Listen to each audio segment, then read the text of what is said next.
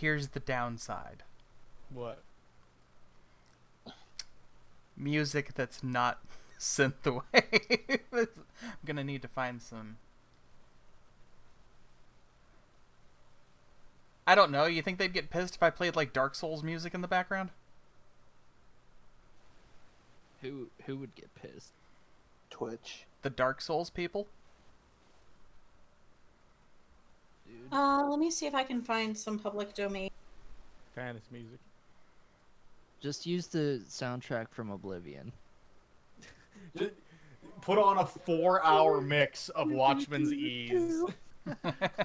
It's got to be a non-copyright thing because Twitch is freaking out over shit again. Hang on, I actually might have something for you. Well, you're doing that. I'm gonna go pee. Listen up, cum guzzler. I didn't click that. Oh, pardon me. I'm sorry, stream. I cooked and it was really good, and I'm burping because of it. It was really good. It was really, really good. Also, KO, Yeah. check out this here website. Oh yeah, Tabletop Audio. I know them. Oh. Well, I tried. Fuck you.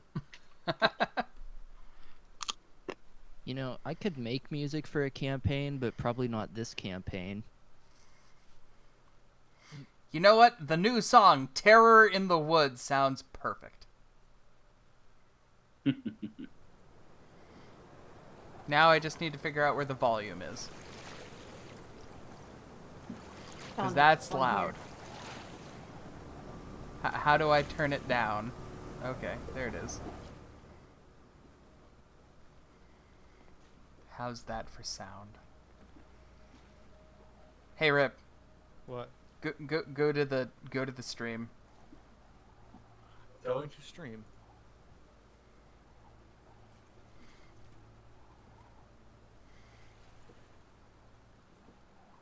I suppose can't it helps hear if I the music.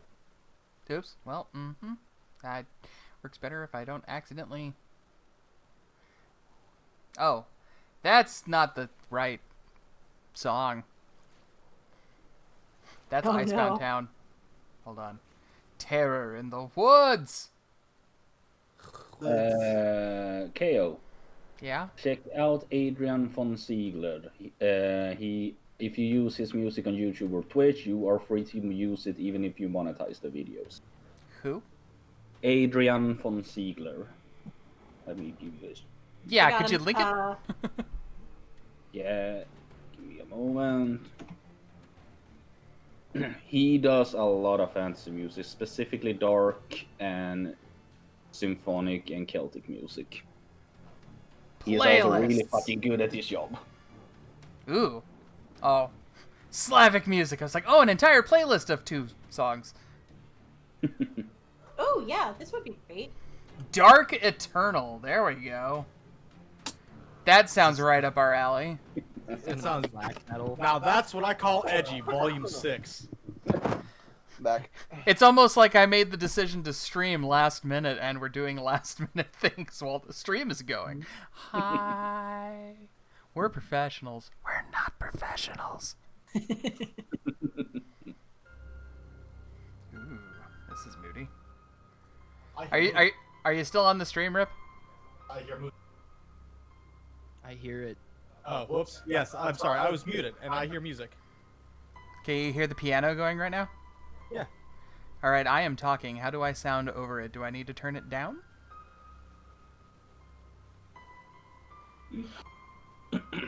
I mean, it sounds fine for now.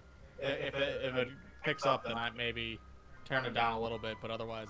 All right, then I'm going to preemptively turn it down.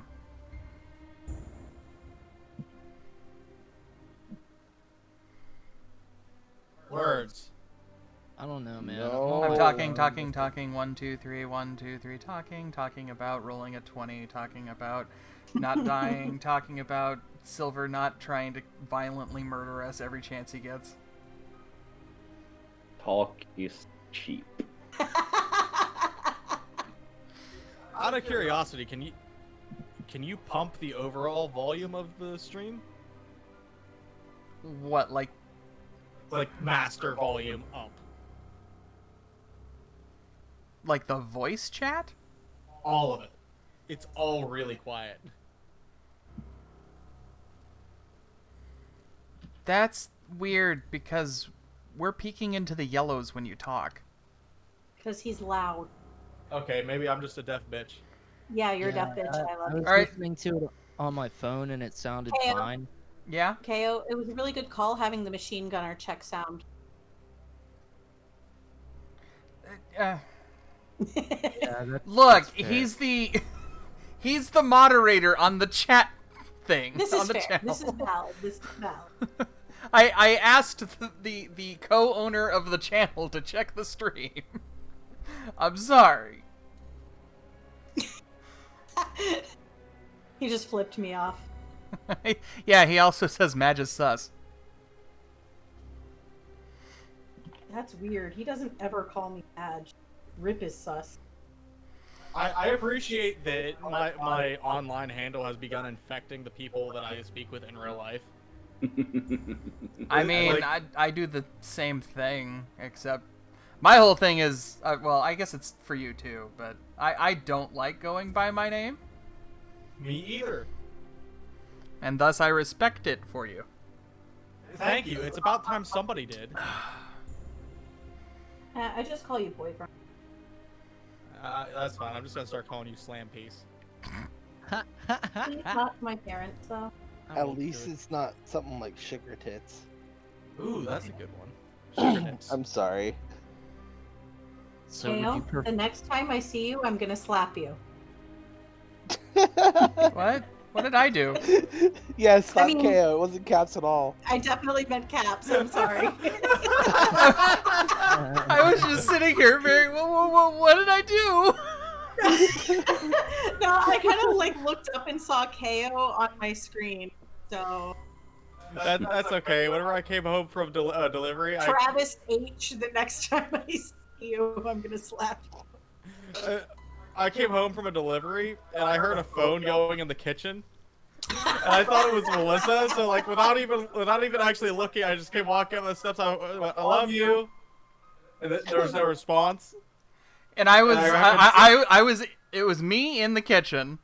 He said this to me, and I was sitting there like waiting for Melissa to answer back. And then I didn't hear anything, so I was about to lean over and ask him if he thought I was her. When he poked his head around the corner, he's like, "You're not Melissa." Meanwhile, I was upstairs and heard everything, and I was just sitting there giggling, like, I wonder how this is gonna play out. An awkward silence and then.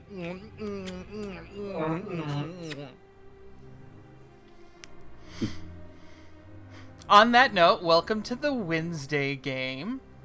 Hi, I'm the same Rip that you know from Saturday, but on Wednesday. Is such things even possible? No. Yes, actually, barely. Let's be on science. I am the same. Caps from Saturday. I have time traveled to Wednesday. Don't believe him. This is a separate. Crazy how that- Caps. Do. If there's anybody watching, you'd have no idea who I am. Nope. He's Who the are new you? one to the Wednesday. Yeah, who are you? So everyone say hi to our newest member, Gaylord. Be nice to him. He's very self-conscious about his name, but we're trying to get him used to it. So if it says that he has another name like, I don't know, Dan, don't believe him. Right. Right, yeah, of course. It's Gale alright, is- we'll get out of your shell. Lordy. Lordy Gordy. So, Who Who wants wants- to give the big synopsis? We fought dragon. No. The big the synopsis. big synopsis. Caps. Holy Oh. fucking shit. This is the Oh, yeah. first time Yeah. people are seeing this one. The big synopsis. That's right. The big synopsis. The scene opens with an epic battle against Knowles. Knowles. We just gonna start over. Let's just start over. Yes, actually though, because we got a recap. Yeah. Okay, so the party met at a big battle. There was a bunch of gnolls out of town, and we kicked their ass, and we were all really cool, except Goran. And then we got transported into the mountains by an asshole fat fey fuck. And and then we wandered around there, and then Bird Lady was like, "Hey, This what is up?" the worst fucking That's synopsis. terrible. Yeah. So we were fighting a battle. We started doing okay, and then all of a sudden we saw this guy come up.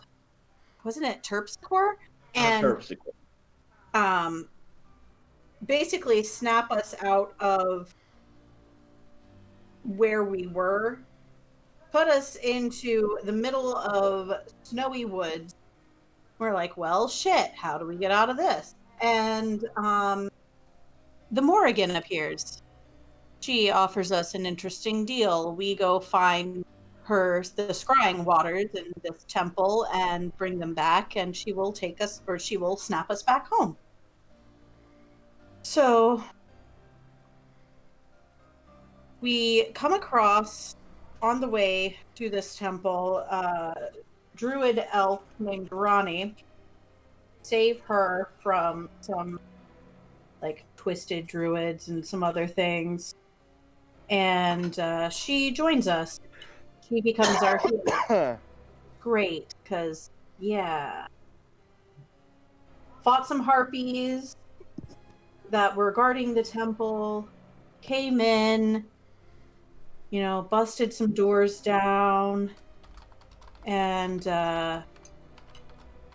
long story short is we reclaimed the thing after fighting Big Boss. We had some, little side adventures, including meeting somebody's genie wife. We'll probably find out about him later. And yeah, so we get the scrying waters, take them back to the morgue, or Morgan meets us and is like, oh, you know what? I kind of want to change the deal. How about this? The world is going to end. Go do this thing for me, and you can probably help save the world. Do it. But it's not terribly time sensitive. No. You forgot mentioning No, Ronnie, it's- the entire reason that we're on this side quest. Yes, Well- it's because of Ronnie, because she got frozen in the boss fight. Yes, our druid friend got frozen, so we agreed to help with another thing, which is why we're still in debt to the Morrigan. And we decided to go help her do a thing, and ended up fighting a white dragon, whose neck my character totally just snapped over a rock. Also, character introductions. Caps, go. I play Goran. That's He's this guy big. here. He's big. He is a Goliath, Berserker, Barbarian. No, he's a Totem Barbarian. And he likes to smash things. Also, he's wearing prison shackles. I did Alright. good introduction. Yes. Would you like to describe why you were in prison? Because that happened in character back that the listeners did not get to hear. Right. He is in prison because he was accused of destroying an entire village single-handedly. And that's why he is a jailbird. Next. I would like to make a PSA before we move on. Uh-huh. Never make a Berserker Barbarian. They're fucking terrible. I know. Swedes, Move on. tell us about Dawn. Well, Don is an eloquence bard. He is said husbando to previously mentioned genie waifu. And yeah, he is basically a magic scoundrel that travels the worlds in search of arcane knowledge. Next, Dan, tell us about your character. Or, sorry, Gaylord, tell us about your character. God, no one's dead. You Name. already ruined it. You're already ruined it. So, I play as Ram. He is a scout rogue who was betrayed by the mercenaries that he was raised by. And now he's just trying to get by and maybe eventually seek revenge on said mercenaries while adventuring with this crew. All right, Rip, tell us about Leo. Leo is a half-elf fighter samurai. Subclass, anyway. He's not actually a samurai. He is the knife-eared knight of Ilvesker. He's one of the very few not entirely human knights that Ilvesker employs. He's got a big sword, a big shield, and issues. I'll say. All right, Nobody asked Melissa, you, fucko. So tell us about Siggy. I am playing Sigrun, who her real name is Adelet, yet the characters have not learned that yet. She resembles a Valkyrie, one of the daughters of the goddess. She's tall, has a muscular build, speaks with a commanding voice, and she holds herself as she's ready for a fight. She was trained as a paladin or somebody to fight in with the Inquisition of the Church of the Church of the Goddess?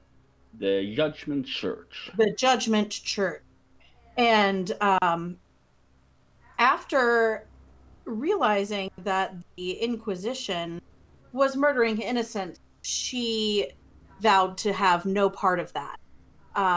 In a moment of despair, 4 daughters of the Morrigan appeared to her and formed a deal. She is a warlock with multi-class paladin, and she is, in fact, a Valkyrie, but she's kind of in hiding. So really only the party knows that right now. That means she's an Asimar in universe. Yes, she's an Asimar. And I'm playing Nick. He's a Way of the Shadow Monk, and he's a rich kid with daddy issues. Also, he's a bounty hunter, and he's way outside of his element right now. And that right there, that's Ronnie. She's a druid. Last but not least, the NPC that was meant to accompany the party for a single little dungeon, just to help them get their bearings and land on their feet, was subsequently completely adopted and has since joined the party as their resident healer and NPC. I think the word you're looking for is not adopted, but abducted. Shanghaied. Shanghaied.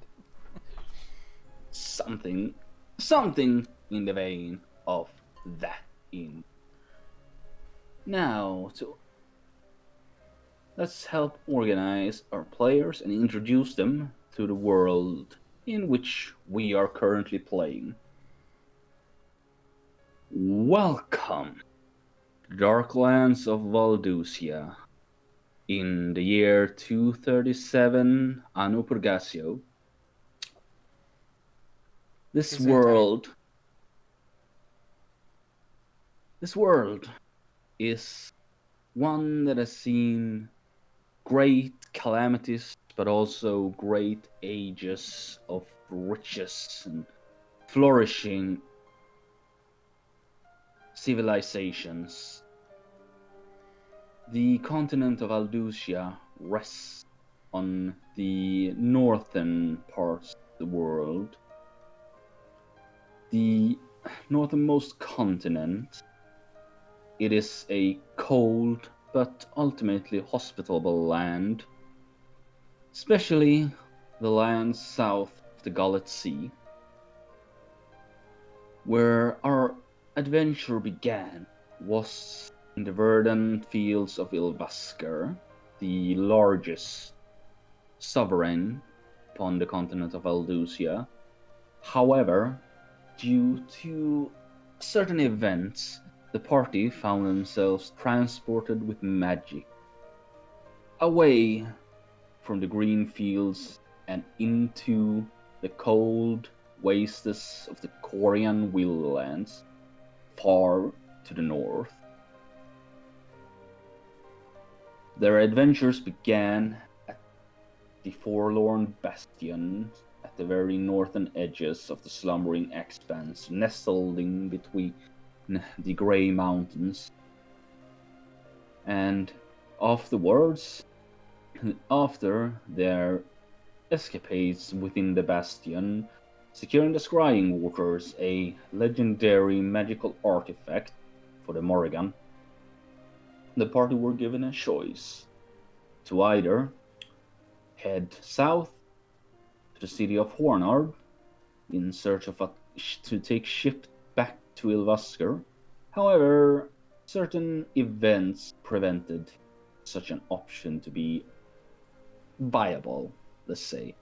So they were left with the choice of going to the Grambo River Fort or aiding Ronnie in warning the remaining non-corrupted druids at the Sky Moot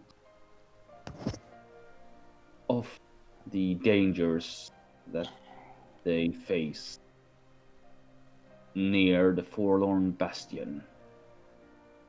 Now, the party decided to take their journey westwards.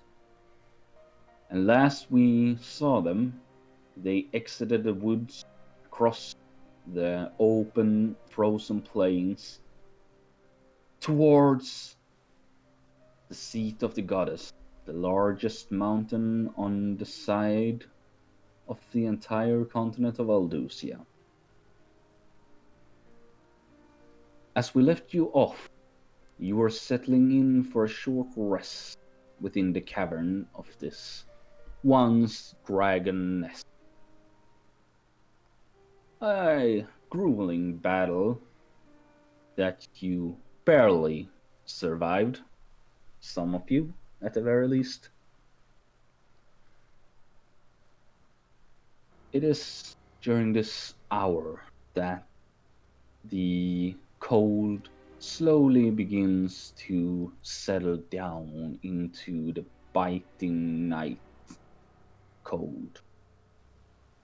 Winter is constant in these frozen lands, and looking out from the cavern, away from the comforting hearth of makeshift torches that you cobbled together, the prospect of trudging through this deep snow towards the rising mountainside is not one that looks all too promising of a comfortable venture, to say the least. What do you guys wish to do?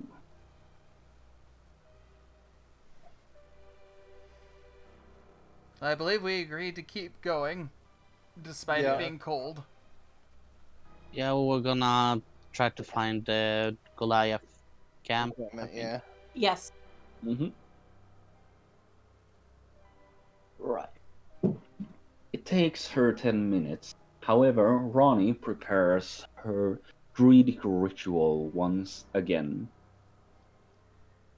With the fell strewn out on the ground before the fire, she throws the small animal bones she keeps in a pouch at her hip and speaks a silent prayer to the winter itself.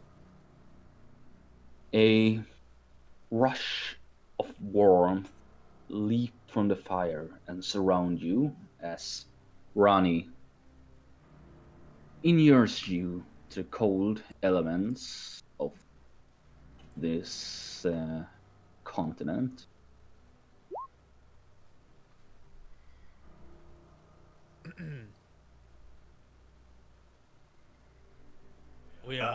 We appreciate it, Ronnie.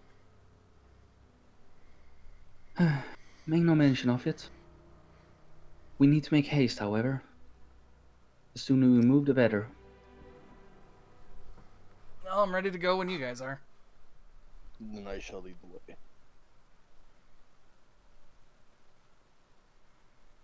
Follow the Goran. Goran's gonna start walking out, Shame heading we don't towards have where a sled or something to tie to him. heading to where they saw the footprints break off. Yeah. Stepping out, the cold of the winter nights here in the Korean wilderness bites even into the bones of the Goliath who stride there. However, thanks to Ronnie's magic, the winter's bleakness will not hamper you or harm you at the very least, though the deep snow proves an adequate challenge to navigate in its own right, as you find your heavy footfalls sinking deep into the snow, beyond your boot rim, occasionally perhaps a bit of snow dropping into the side in within your boots as if you step on a patch that is a little bit deeper than the others.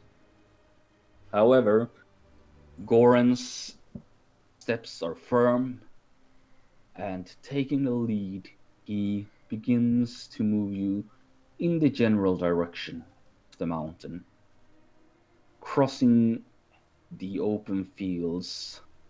You find yourself amid scraggly rocks and outcroppings that seem to dot the entire landscape. Where snow has not completely veiled your passage forwards, you see only these jagged rising rock formations. An hour has passed and light snowfall has veiled the tracks that you were previously following. Can I get a survival check from someone who has this, is willing to take the lead as along with Goran? I think I Dan will. also has it. So I have I- Yeah, but he is exhausted, so he has disadvantage. However, I am trained in survival. And Dan, you are trained in it, correct? Yeah, I have expertise. I have a fucking 9. Oh shit. Yeah.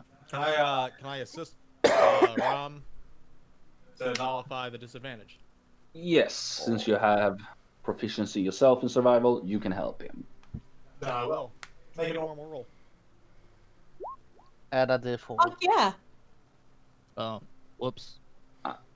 Don't think he needs it. Could be a 30. Roll it. Roll a d4. Yeah, 31. A Should I roll a DC for- D4? I Roll a don't think- d4, you fucking coward, and switch your name. I did switch it already. Guys, the DC for finding the tracks was 15. It doesn't matter. Yeah, but it's Number 29. Number go Yeah, up, always good. Yeah, okay. You Rom finds the fourth wall. something of the sort. No. You do find the tracks again. This time, as you're traveling in the same direction, you eventually come close enough to inspect them up close. You see these ski marks in the snow, like parallel, similar to what you'd find on a sleigh. And you also find these deep hoof prints in between the very same tracks. A beast of burden, perhaps. What? We found Santa Claus. You found Santa Claus. No, you did not.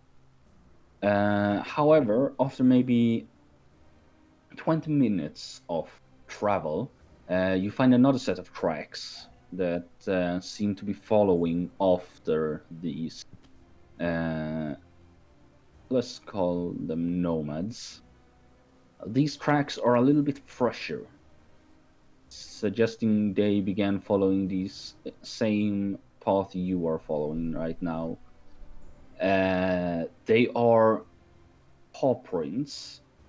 You instantly recognize them as wolf prints. Oh, hell. we just took care of a dragon that I don't feel as though wolves will be much of a threat. Still a nuisance. Mm. Those are the kinds of sentences that are said right before getting attacked by giant fuck-off wolves. What are the size of these paw prints? Do they look like average wolves? Yes, unlike the massive dire wolves that you have fought before, these paw prints are remarkably small by comparison. They could have tiny feet. No, I think we're fine. Can I get everyone's passive perceptions, please? 16. 17. 13. And 20. 14. Alright, so in that case, Don had the highest, which means he's the first one to spot this up ahead. It is a fair bit ahead of you, cresting a hill in your path. From a distance, it looked perhaps like any other form of rock or outcropping, with the pale moon, paling moonlight slowly rising on the night sky. However, Don, you managed to make out it is fur. It is dark, it is black, but it's not seemingly moving. Don kinda taps on Ram's shoulder and points like, think I spotted your dog. Mm. Goran's gonna walk up to it. Alright. Striding on. Nothing seems to happen as you get closer, and eventually your eyes begin to adjust. And you realize you're looking not at a wolf, but at a wolf carcass. The moment you get perhaps within 60 feet or so of it, you are hit with a vile stench of rot and decay. No, he's not gonna go any closer then. what do you see? It's dead and rotting. Were there any wounds? From 60 feet away, can I see that they're wounds? You can Oh, tell yeah, that good it's point. Never mind. I'm going to pop one of my divine sense. alright. You reach out with your divine paladin senses, and as you do, you too are struck with this noxious sensation, though it's on a magical level rather than a physical one.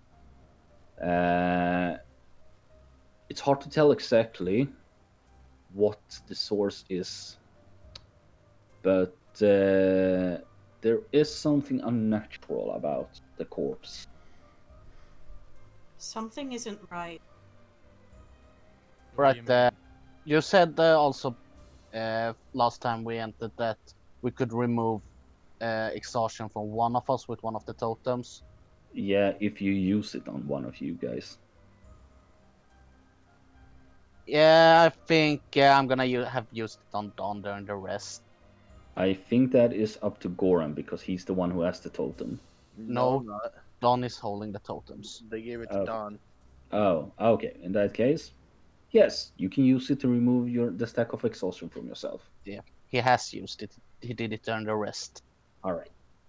And so as Sigrun mentioned that there's something foul about it, I'm gonna have Don do an Arcana check, see if he can sense any magic. So let's see here. Arcana. So here's the thing: Arcana will not give you any more. Would not have given you any more information than what Divine Sense would have already given you. You need some proper magic, like detect magic, to determine. I just school. wanted to see if he could sense the magic. Well, there's not really much magic to sense. There's a slight hint of magic, but this whole place seems to be teeming with some sort of primordial magic.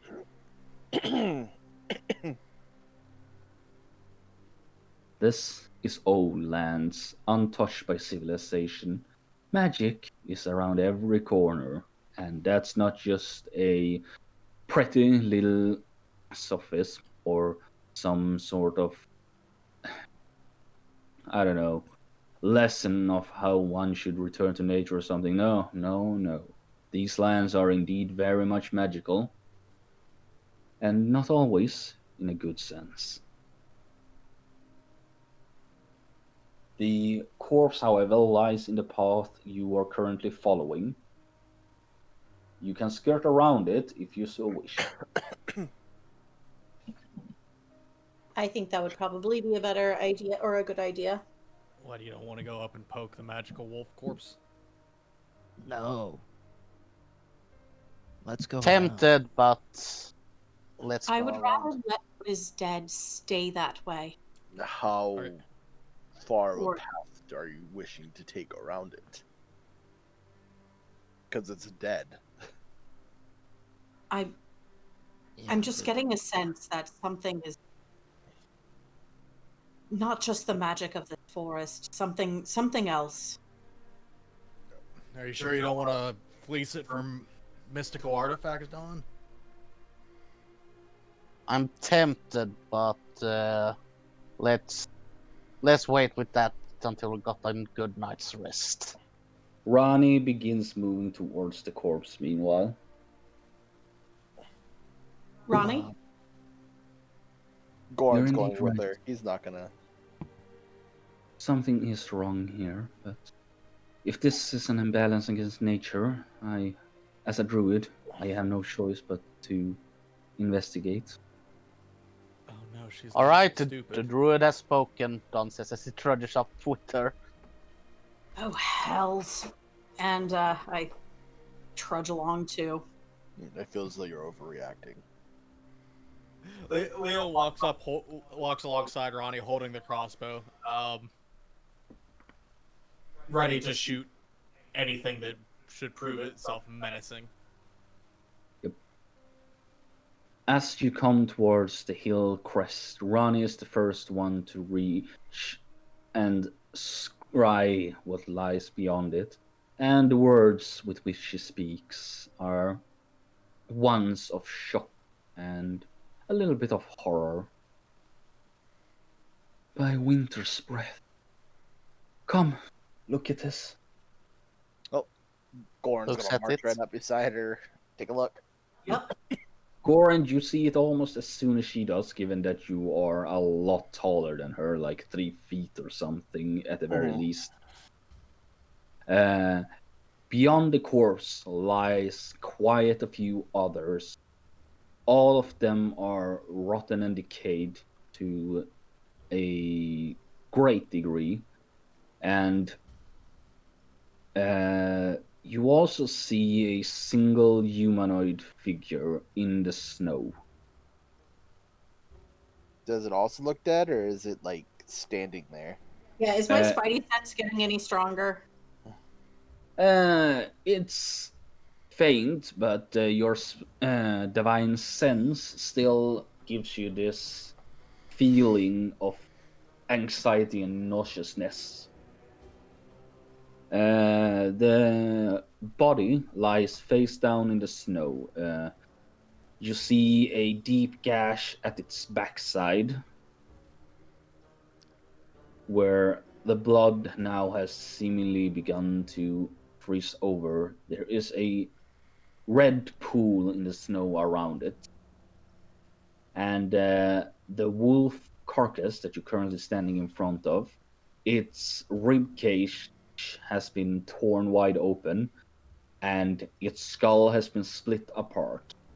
It gives off a extremely foul stench Gross. of decay and rot. Perhaps of desecration? Difficult to say. This is why I don't leave towns. This is fucked up.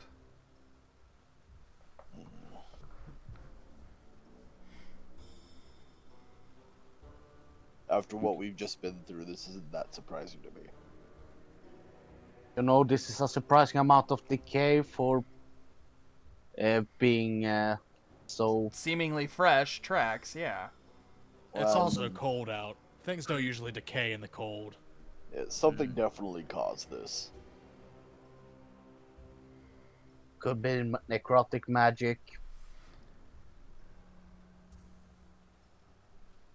I'm gonna cast my peepers around and see if I notice anything looking at us.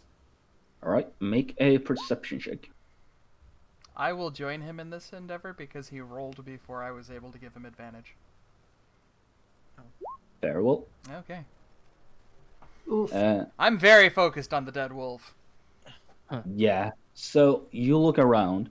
Leohorn, you count maybe 4, 5 additional wolf corpses, but you see no other humanoid corpses, figures, or anything of the sort anywhere around you. However, you do look up towards the mountainside, and in the distance, you can scry some sort of shape. It looks like a large arc of stone that lies nestled in between two rising cliff sides. Leo, like, elbows Ronnie. Hey, what's that? Oh, that is the pathway to the Sky Moot. The archways are the guide that take you up the mountain. Well, if I may be so bold as to make a suggestion, these things are gonna be dead regardless of whether or not we stop your people from, I don't know, summoning a big blizzard.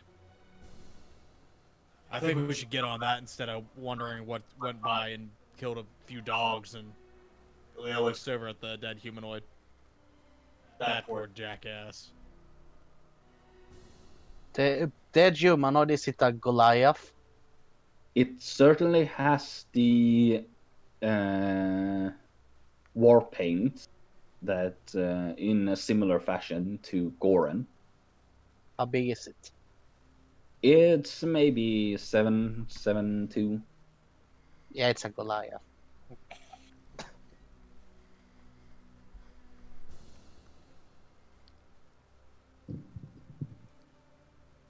Don is gonna look if he can see if the tracks we've been following, if they stop here or if they continue after this scene.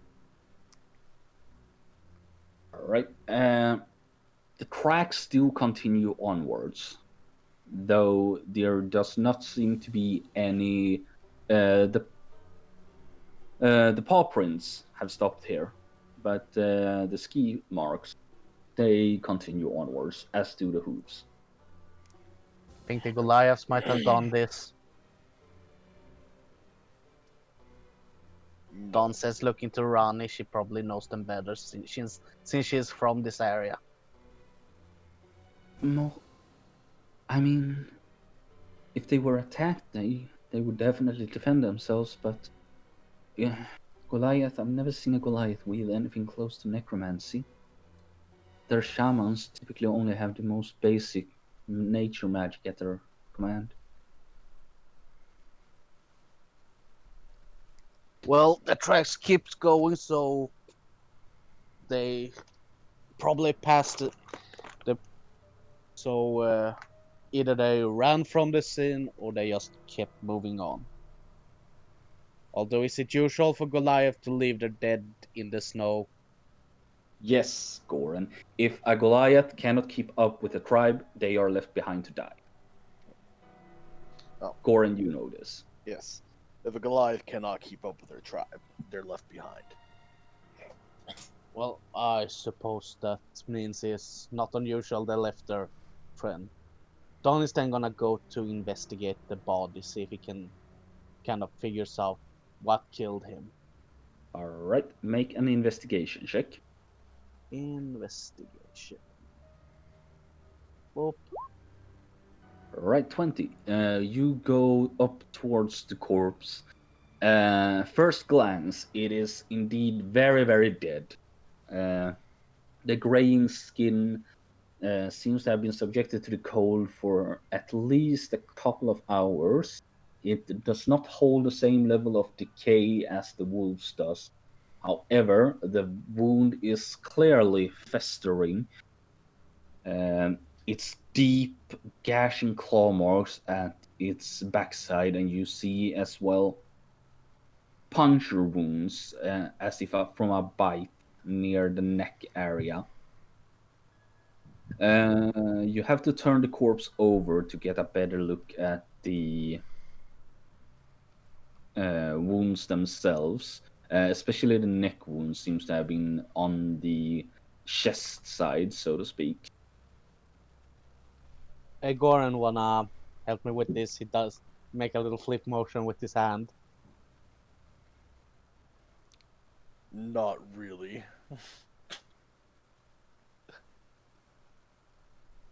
What, you don't like handling dead people? Not particularly. Well done. He'll walk over and flip it. Yep. Don't You you strength walk. check or anything? No, but I do need a Constitution saving throw from you. Oh, no. yeah. Oh no. Uh-oh, yeah. stinky. Oh, damn. All right. Yeah, you walk over, you flip it over, and the corpse just flops. You see the body it's stiff. Rigor mortis has kicked in since long ago, even without the cold. And the corpse, it's a bit bloated. Touching it and turning it over reveals that its throat has been more or less completely ripped out. And the stench of decay emanates from this wound much greater than anything else on the body. Clearly not Goran's first time seeing a dead body. Definitely not. Goran, it's a Goliath. You can tell he was probably in his mid to late 20s, balding, completely bald, really. Has this blue tinted war paint. You can make a history check to try and tell the pattern at advantage since you're a Goliath as well. All right. Right? His pattern is jagged, fierce. He was a warrior of the clan. He's wearing a simple hide armor made from fur and leathers. And in the snow, buried next to the corpse, you find a hand axe as well. He was definitely a warrior of the clan. He'd reach down and pluck up the axe and take a look at it.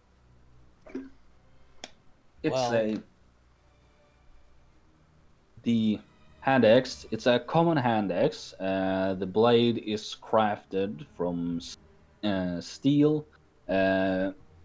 Doesn't seem to be a resemblance to Goliath crafting. Most Goliaths do not craft a lot of steel. They don't have the knowledge of forges, so typically they trade with other races for steel. Right. This one seems to have a elven design. Well, it's strange. It's clear that he died from wounds from this beast, but they display the same kind of necrotic rot. Maybe the wolves weren't killed by necrotic magic, but they rather were affected by undead wolves. And Ronnie's face just turns pale with fear and shock. Do we know have some this? sort of creature that could cause necrosis on somebody? There's some spiders that have necrotic venom. I knew a guy that got bit by one and they had to chop his leg off. Oh yeah, I've heard Gross. stories like that. There's another one that gives you an erection that kills you. Oh man. Yeah, I know another guy that got bit by that. They had to chop something else off. Oh man. If we're willing to wait a few minutes, I would like to try something. And I'd like to cast Detect Magic as a ritual. All right. Wait, can you cast rituals? You know what? Let me double check. Oh, fuck. No, I can't. I'm sorry. I'm thinking of my other character. Too many. Yeah, you can cast it using a pack spell slot or paladin spell slot still. Yeah. And then Ooh. Yeah, I'll go ahead and burn one of my spell slots for it. all right, you reach out and immediately from the wolf corpse you get a surge of necromancy. There is necromantic magic around these wolves. Told ya. Okay, cool. I suggest we light them up. Yeah, that should improve the smell.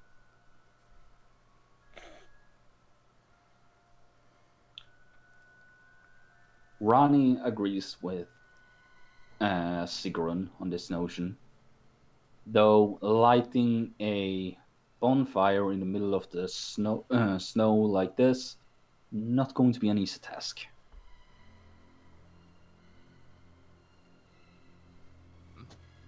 I don't will have definitely anything that take would. a while. I don't I have still have any oil. accelerants, so I have oil. I feel as though this. I'll help if you so desire, but I'm going to voice my opinion. I think this is a waste of time. I gotta agree with Meatball here. I think we should be chasing the people who did this. So yeah, I'm gonna side with Big Man. We could probably find more information among the Goliaths. Well, yeah, that is if the wolf doesn't rise from their slumber and That was attacks bites exactly in the my back. thought.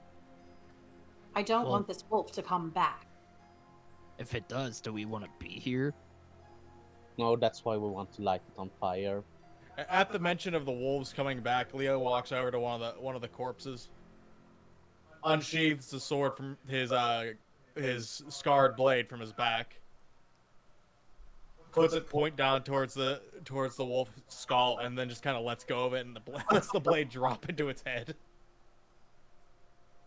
Alright, the blade drops onto its head. You just see it push the head deeper into the snow. It's lying on the snow. Yeah, it's dead. Leo picks his sword up, puts it back on his back. But see, that's the thing about dead. Dead's not always, dead.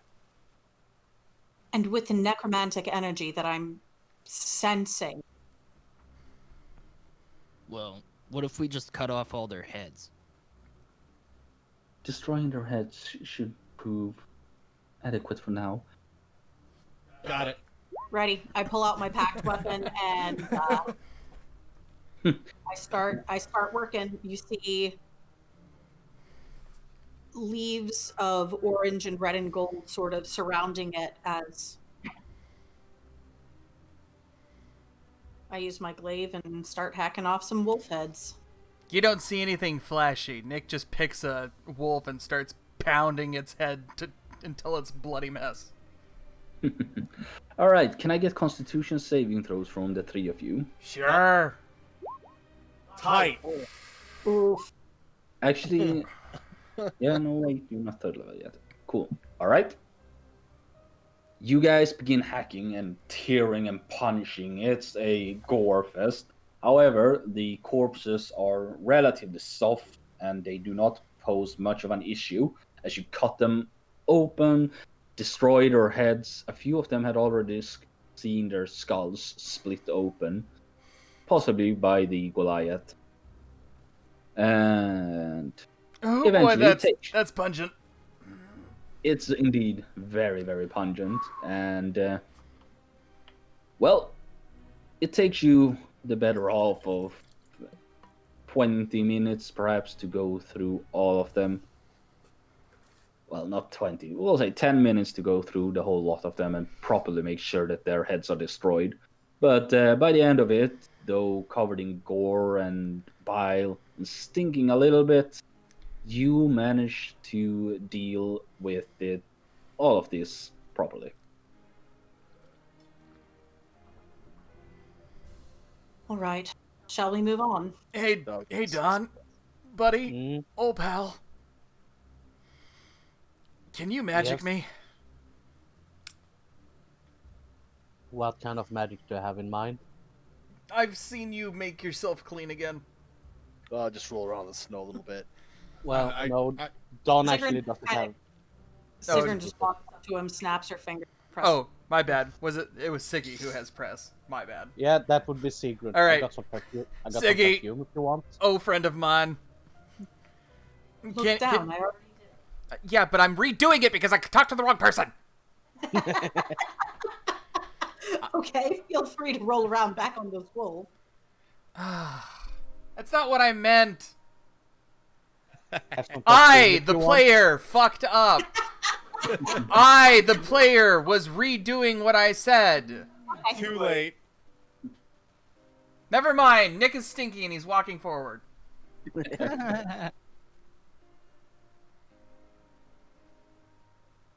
And Rani looks says, "You should probably clean up. Otherwise, the druids might get suspicious once you get there." Fine. He face plants in the snow. He makes a snow angel while flipping people off. Yeah, I prestidigitate myself and Nick. And who else Oh, was you- helping? As you finish prestidigitating, Nick, you just feel a presence behind you. A very smelly presence. Would you like me to do that too? Yes, please. Very well. My fingers and presto changeo. You are clean. I feel like a privy at a tavern. Magic certainly works to clean the filth and the grime away from you. I still feel Though the filthy. smell remains, because these corpses are very, very pungent. At the very least, they don't seem to have risen again to attack you while you were at it.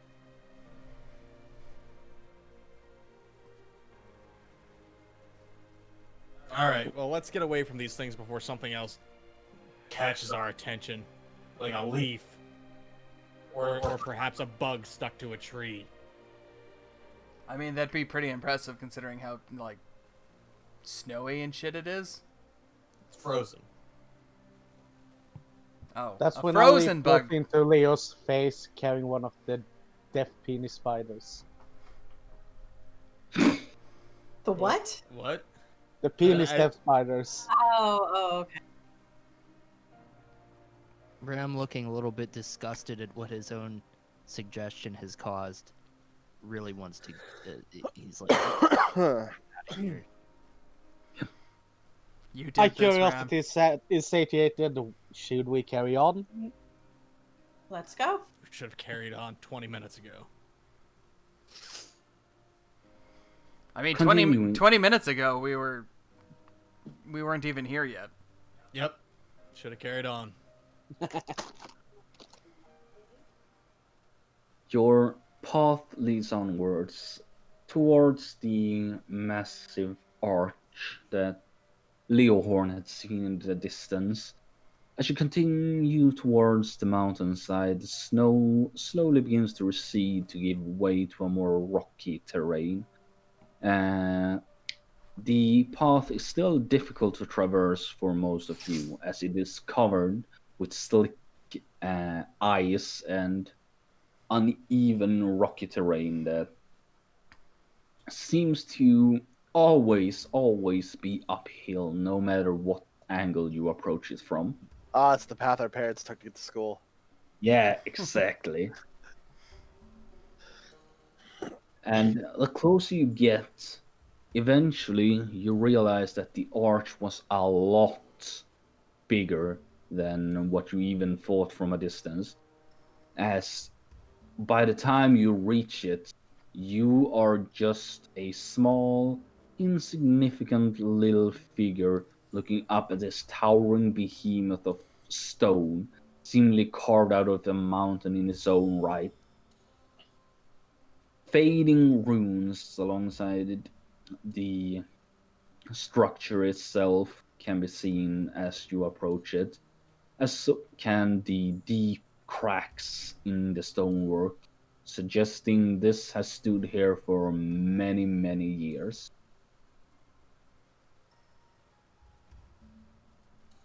Looks old. Yep. It's old. How long do you suppose it's been here? Does it matter? Just looking out. Ronnie, indulge your curiosity. We do not know exactly how old these are. However, we believe they predate our existence on this world, even that of the goddess. That's pretty old. Yep, that is several millennia old. So much the church would have me not know. There are many things in this world that are beyond our ken. This is but one of them, and hopefully one of the more benevolent ones. Looking up at it, it's several thousand feet above you. The very top of it, so to speak. It's definitely not created by any mortal hand.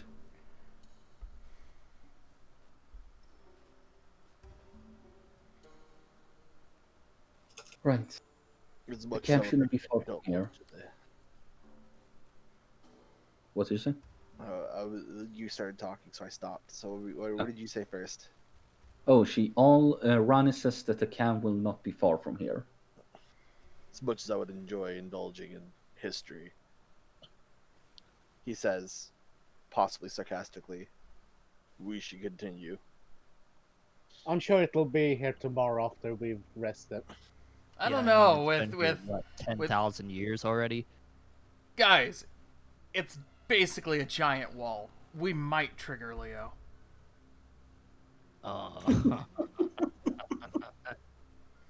Leo reaches over his shoulder and rattles the sword in its scabbard.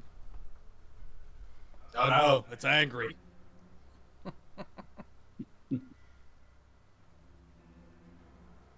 Rani gives you a look of tired trepidation. Kindly do not. I'm not going to fuck up your wall, tower, whatever it is. Archway. Yeah, that. Appreciated. This is a sacred place to my people. Normally, we're not allowed to bring outsiders here at all. Whoops. Well, we came here of our own accord, so you're off the hook. If only. But We just happen to be going in the same direction. no, it's fine. Desperate times call for desperate measures. Besides, the Goliaths that travel here also do so on their own accord, and, well, there's a reason that a camp has been set up. As long as you stay within the confines and do not bother the druids much, I don't think they should mind your presence.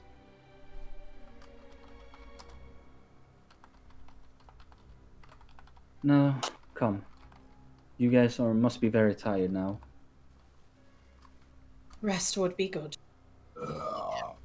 I'm Just exhausted. you do have tents with you, right? No. Wait. I do not. All I have is my bedroll. Yeah. Oh. Well, I'll see if I can perhaps have the druids aid you, or aid myself, if nothing else. But perhaps you'll be able to trade with the Goliath. But don't expect any. Well, don't expect any buildings or structures. Worst case scenario, I'll dig a hole and have Meatball over there lay on top of it. Well, if you could. Well, there's plenty of snow to go around if you want to build an igloo. I'm gonna throw him off the mountain. What was that? Don't worry about it. I mean, All right. sure. at least have tents, right? I don't know. Do you have tent in your inventory? I have a bedroll. No, I mean the Goliaths. Oh, most definitely. We'll go up there and barter with them, get some animal skins. You guys know how to make a improvised tent, right? A lean-to, Oh, yeah. something. No. No, I don't. I I've spent usually lots just of stay in time building- inns. I'm not gonna make your tent for you, but I'll tell you how to make it. Leo, who perhaps a little bit too roughly, slaps Nick on the shoulder. Oh, you're gonna learn today. Yay. Yay! Yay. Come on, turn that frown upside down. Let's get going. And so, your stride continues onwards. Crossing around the corner, you find yourself walking up a rocky slope. The mountains have now overtaken completely. Peaks of white snow lying against dark, jagged rocks, where light shines through ever so often, but for the most part, it seems a bit scarce around here. Eventually, you come upon a somewhat level ground, and in the distance, you can see a wooden structure rise against the cliffside. You find palisades scattered about here and there, very old, made from wood. As you begin approaching the camp, I thought you said no structures. Those look like structures. well, what Morani meant was naturally no actual buildings.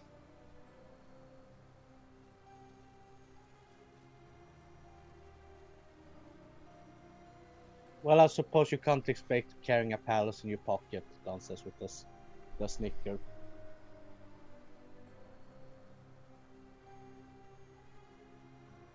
Hey, why don't we just do that?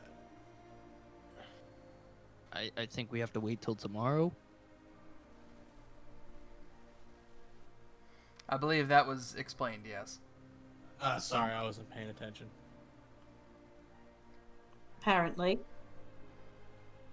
Well, I'll certainly make your case, but I make no promises. It's not up to me who gets to visit, and yesterday was kind of a novelty because we were in mortal danger. Now we're just cold and miserable and shitty.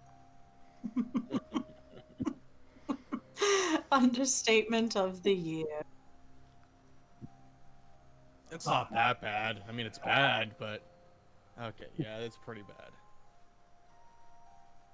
I'd just like to get out of the wind. Well, Don says as he walks up. Is there any, like, the gatehouse or anything?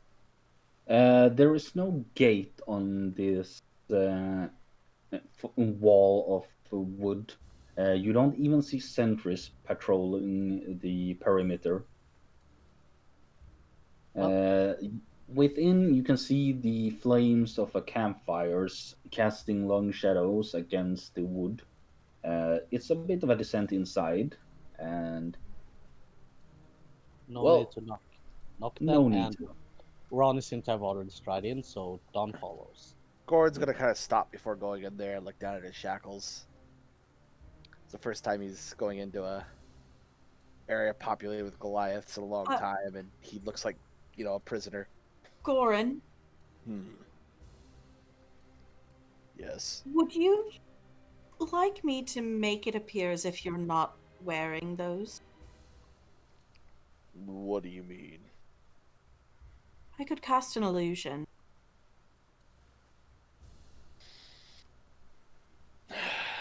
No. Let's just say he has a weird sense of fashion. Bondage Goliath. I'm not going to hide the fact that I'm a prisoner. Their Second. bedroom shackles. Ex-prisoner. I don't see any prisoners. I just see a free person.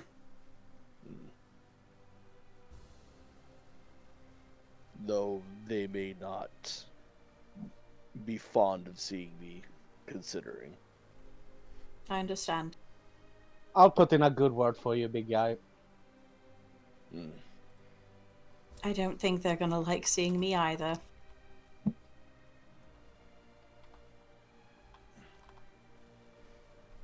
Shall we go?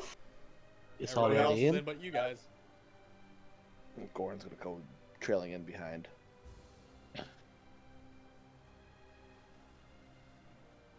Striding into the camp, you certainly stand out from the regulars that seem to be making their abode within. At the central campfire, you see 3 of the Goliath figures, 2 male and 1 female. All of them are covered in these tattoos, similar to what Goran has. They are pale blue and deep pale blue, more like in color. The woman seems to have a more greenish tint to her tattoos. They're all dressed in these furs, hide armor. All of them seem to be wielding weapons of some sort. The woman has a large quarterstaff resting against her shoulder. You see a couple of more of them seemingly preparing boxes, presumably whatever cargo or belongings that they might have. Over by the closer fire, you see a even larger figure.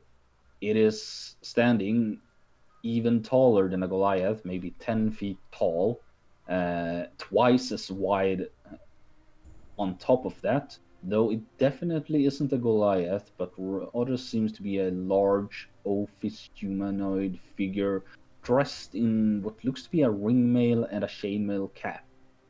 And huddled down by the fire, you see a small child, perhaps 12 years old or something of the sort, that is currently eyeing you curiously and moves over to whisper something to the larger creature. But before you can act on any of this, Ronnie takes a few steps away from you, drawing a sigh. Alright, the druids are up this incline here. I'm going to report to Tagorin. You people, you can settle in on your own, I hope. Will you be fine by yourself? I'll be fine. I'll be fine. I've dealt with Tagorin before. She's a big girl. She can handle herself. Nick Good just luck. throws his arm onto Leo's shoulders. Yeah, Daddy's gonna teach me how to build a tent. It's not necessarily that I'm worried about you dealing with your own kind, but there's obviously something up.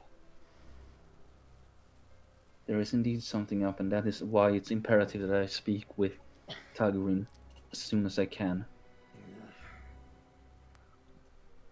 Says Meatball from outside the fort. Shouting through the wall. It's obvious that there's something up.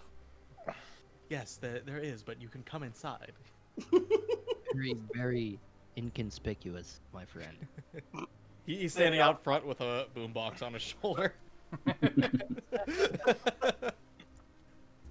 Well, Ronnie, you take care, and if there's any problem, you know where to find us. Yes, I'll come find you eventually. Don't worry. So, do we set any deadline when we come looking for you if you don't show up? I'm sure you will be summoned if nothing else, but more than likely I'll return by morning at the very latest. Alright, so if not back until morning, we storm the gate. Dale looks to the others. Deal. I really hope asking, she says as she walks up to the two druids that seem to be standing guard at these gates. They look to Rani once and merely nod as she gives them a greeting, and she disappears beyond there. All right. Well, Well- Leo looks around for at the various Goliath and whatever the hell that thing is. It looks back at you. I guess we're up to mingle ourselves. Don says as he steps over towards the campfire and kind of joins in, standing Le- next to it, warming his hands. Greetings. Hello, he says, nodding to the Goliath gathered. Leo's The going to approach the big guy. As Leo strides up to the Goliath, it looks towards. Oh, as Don strides up to the Goliath, I got the two of them confused now.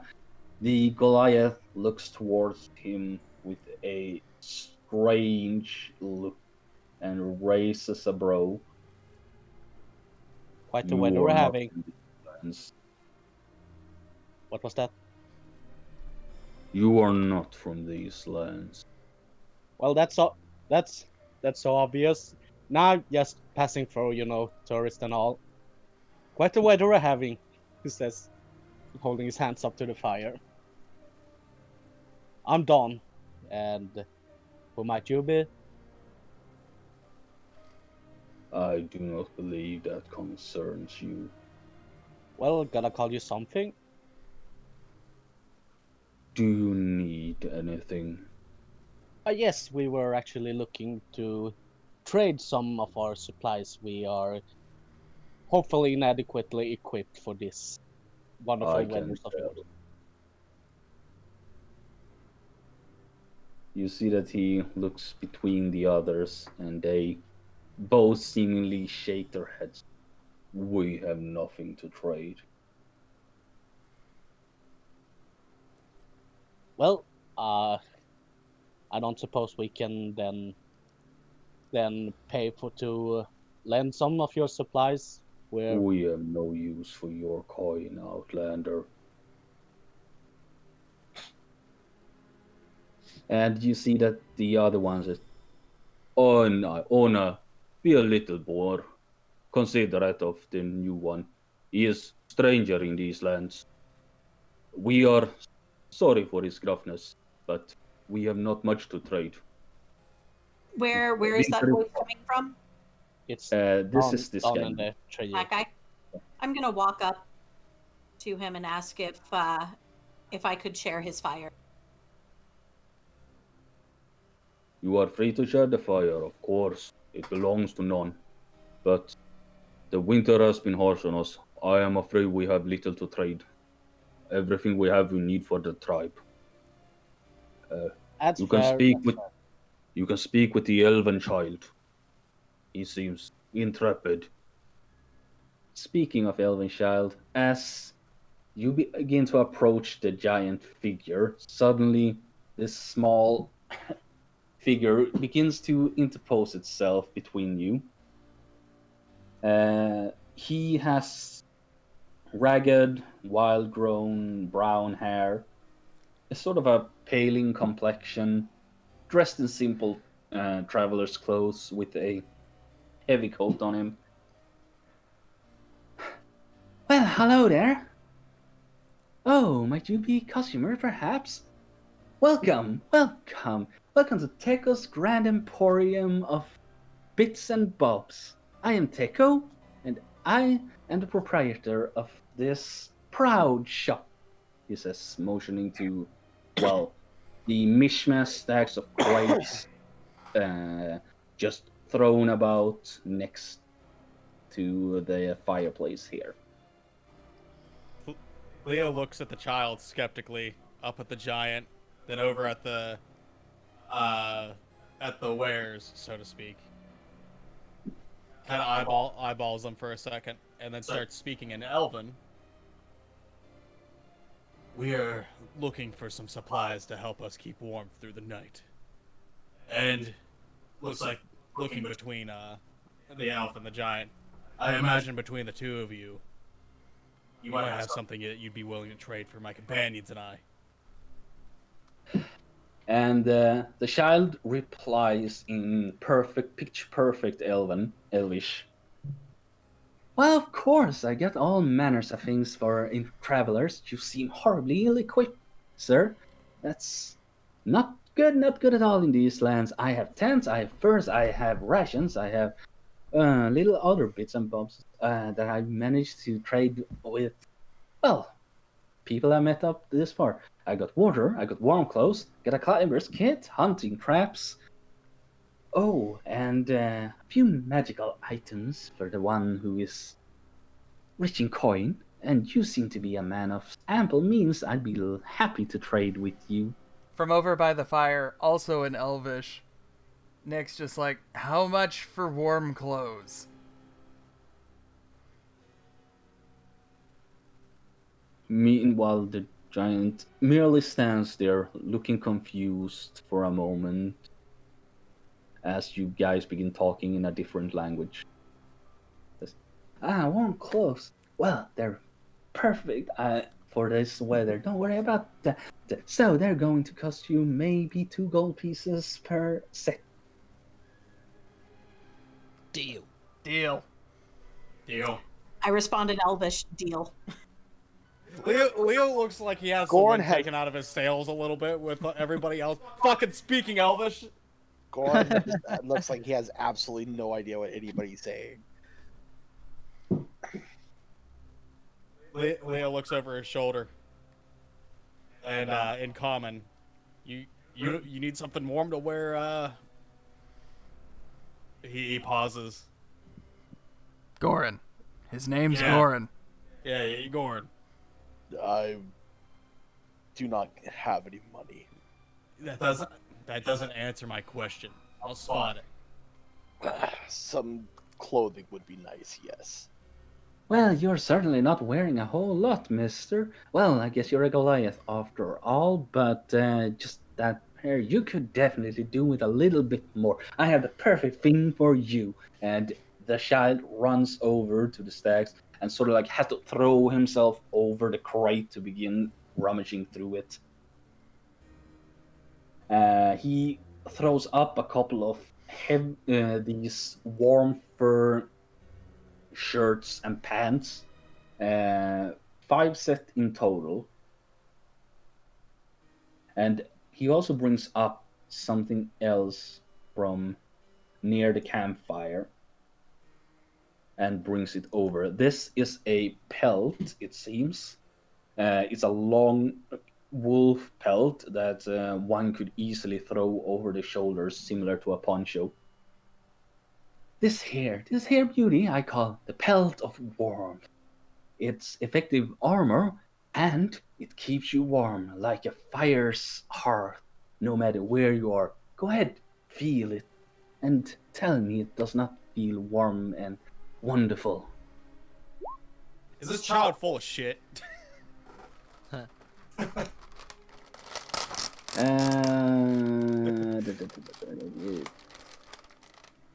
Yes. Well, your insight doesn't tell you this much. However, you look around and you notice that there is a rack next to the fire where he brought the pelt from, so to speak. Naturally, it's going to feel warm to the touch, having rested near the fire for quite a while. So, how long does the charge last on that? Oh, it's a passive enchantment, a powerful passive enchantment, perfect for a trip through any cold environment. A mere 150 gold pieces, and it's yours. Leo narrows his eyes. And then, well, once more back in Alvin.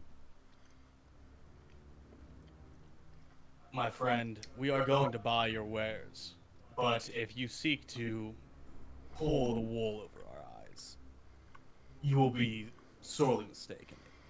How effective. I don't think it's wool. It might be like wolf belt or something. It's fur.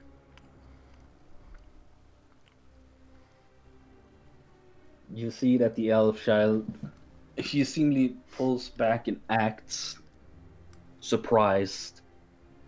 My good sir, I would never. I am a merchant of some repute here. Well, we'll see if the garment gets cold in about 10 minutes. Leo looks up to the giant, and then speaking in giant, are you this child's guardian? Rogue's parent, yes. You buy from Teko. Teko good. Teko good trader. That Goran understood that. Yes. So did Ram. I don't know what you just said, but you all sounded very angry. Leo can't help but laugh at the giant's response, and then looks back to Teko. I'll tell you what. You said it was 2 gold for the warm clothes, right? The child who had been nervously sort of fidgeting with his thumbs for a bit goes to respond to you and then just breaks into a sort of a coughing fit for a moment, holding up a finger. Yes, 2 gold pieces, 5 of them, all of you. That's gonna be 10 gold pieces in total. All right. What would I roll to figure out? Because I imagine Leo in universe would have some idea of how much things should cost. What would that be? History. History.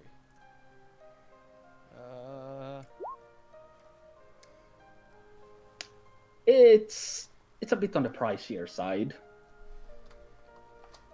So to speak, traveler's clothes typically go for 2 gold pieces.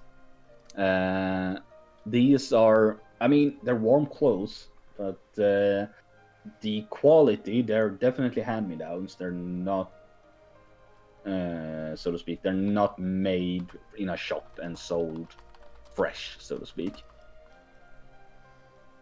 All right. Leo kind of eyeballs him skeptically for a second. You should get that cough checked out. And then hands over 4 gold for clothes for both him and Meatball. I'm fine, thank you very much. But I can also see you guys don't seem to be packing any tent on you anywhere whatsoever. That's That not was good. going to be a follow-up. I do have a tent for sale, in fact. Only 20 gold pieces. Just one. Oh, it's a big tent. Can hold 8 people easily. And he goes, sort of elbows the big giant. Look, go grab the big tent. Oh, big tent. Big tent. And he just grabs one of the boxes, turns it upside down, and begins throwing everything out. Then throws the box aside until he finds a big roll that he walks over with. And just plops down in front of you at your feet. Big tent. Leo looks at it and then looks back at Goran. You think you could carry this? For now, I don't exactly carry a sack or anything with me. I do sell backpacks. You can easily, a big, strong, muscular Goliath like this one can definitely just strap a tent to the upside of a backpack and you'll be ready to go. All right. Now he's trying to butter me up. Come Don't on, want to salesman. haggle with this kid. He likes him. Leo gets the impression that he's definitely being fleeced, but he's also not in a position to argue otherwise, considering it's either that or they freeze their asses off all night. How about this? I'll take that tent for 20 gold if you throw in a backpack in with it. Make a persuasion check. Ooh.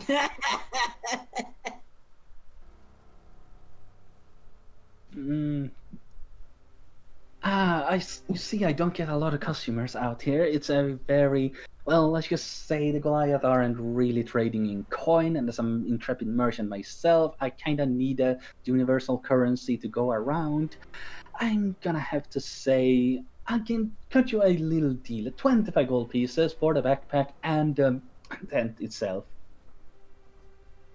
A total of 35, and you get all these warm clothes along with it. Or, if you prefer to make your own, I have some couple of nice furs that we've requisitioned on the way here. Can't get better furs than what you find out here in the Willands. Question: was that 35 accounting for everybody? Because Yes. I'd already taken out 4 for Leo and Goran. Yeah, and when I said deal, I was already handing gold to him for warm Ah, clothes. okay. Yeah, same here. In that case, imagine him saying Preparing 21. to- waiting for. What was that? I was just waiting No, for not you. stop haggling, and I was going to buy some clothes for myself as well. So it's up to you guys. What was the number you said, Silvers?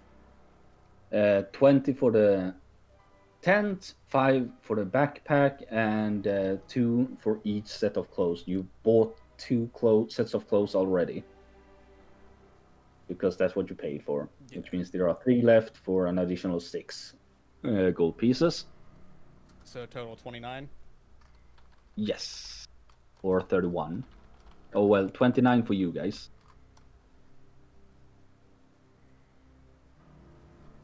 If you have the coin. I do. So it'd be 20. Or hang on. For everything, you said 31. 29 for tent, backpack, and 2 sets of clothes. Okay. Yep. Leo will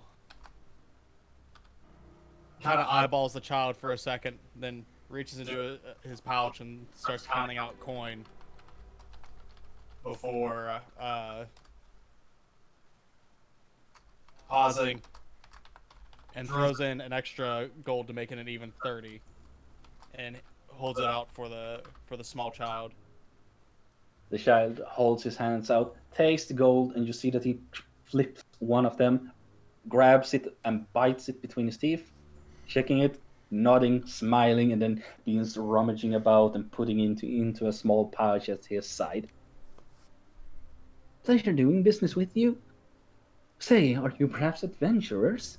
You don't look like druids. You do not look like Goliaths, save for the big fella right behind you there. But, well, you're quite a diverse set of figures and shapes, that's for certain. I would say we're more like an accidental set of adventurers, yes? I'm a Goliath. I'm not a Goliath. I'm an elf. They're all part of my harem. You're what? I am gonna throw him off the spot. We're actually use bad words near Teko too young. Actually, we're not adventurers. We're actually on a road trip, but we got real drunk one night and ended up going all over the place. We're trying to track down our friend. I too would also like to buy a set of clothing. What kind of furs do you have? Didn't I buy stuff for everybody? No, you no, bought you- for you and Goran. Oh, yeah, you and Goran. You didn't buy for the rest. Yeah, I bought my own. Yeah, Okay, we're good. buying our own clothes. Good. Leo tosses a set of clothes to Goran. Please cover yourself up. The clothes are a little bit small for you, Goran. Goran's gonna look at him. These are too small. I require larger garments.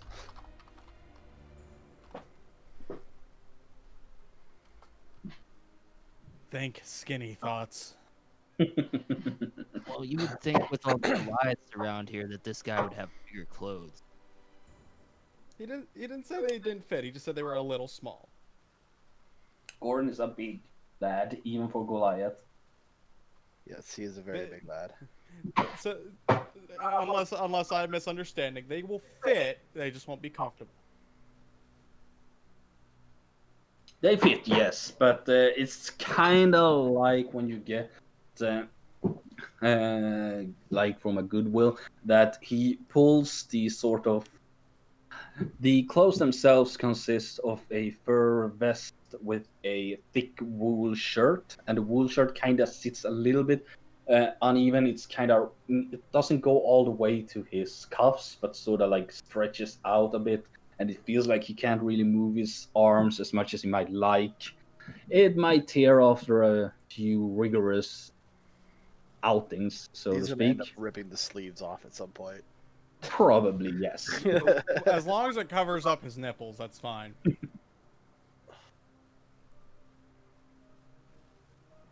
The child turns around as you approach, Sigrun, and turns towards you with a smile.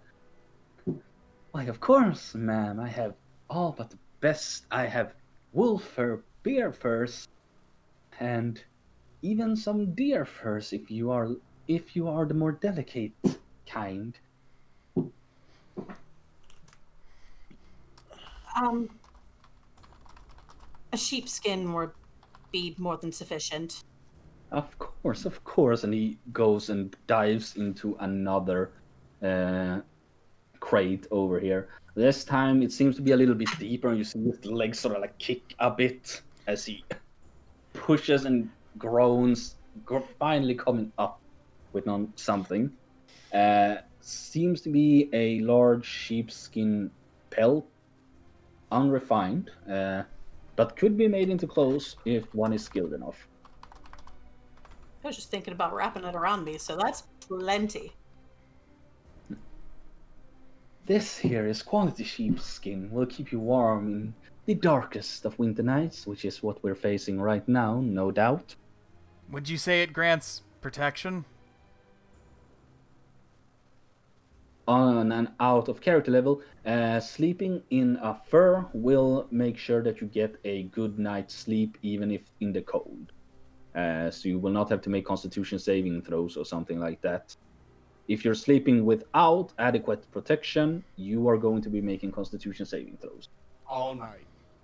Even with the tent? No, just one. And if you fail, you don't get the benefits of a long rest. With the tent, you get advantage. But depending on how you do it, you also have to, protect yourself from outside, from the ground elements, so to speak. You have sleeping bags. They're good for most of the time. Your sleeping bags will be adequate, but there will or might be nights that are particularly rough, and in those cases, the furs will help. We could all just lay on top of Goran. Shouldn't he lay on top of us? Well, I was thinking if we lay on top of him, Goran would insulate us from the ground, and then we would be like a blanket for Goran. You're welcome to do that. Just one big cuddle puddle. Yuck.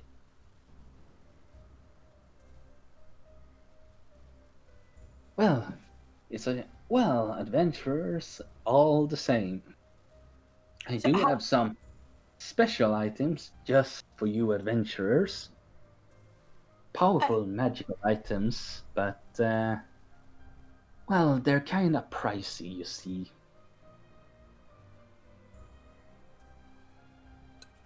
This perks Don's interest. Well, what you got? Ah, man of culture. And he goes, and you see that he delves down and brings up it's a golden diadem with a single ruby in the midst. Done with your passive perception of 20, you can however tell that the ruby is cracked. But it's still an extremely beautiful piece of jewelry. And you kinda have this sensation that when you spot it, the dagger glows a little bit as if saying, "Gib." And what would that be? And how much would that be? This here is a circlet of blasting. If you are of arcane persuasion, you can use this magical item to call upon flaming bolts of fire to scorn your foes. A mere 300 gold pieces, and I'm willing to part with it.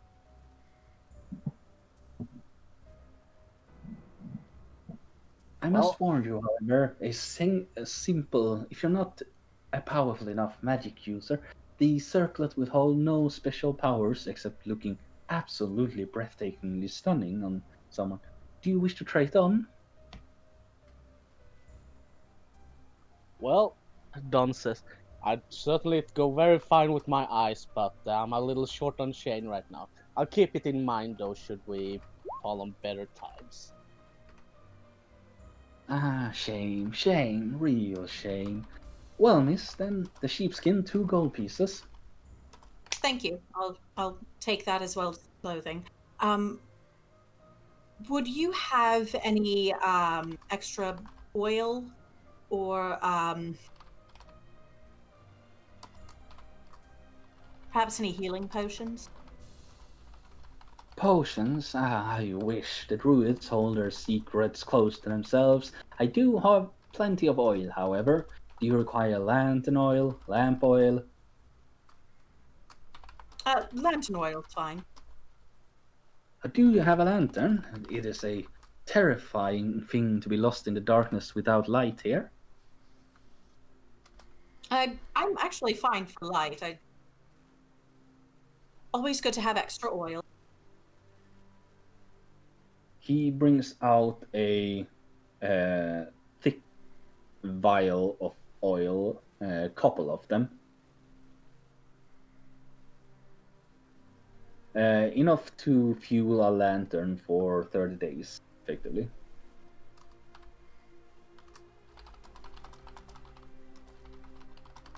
And how much is it per bottle?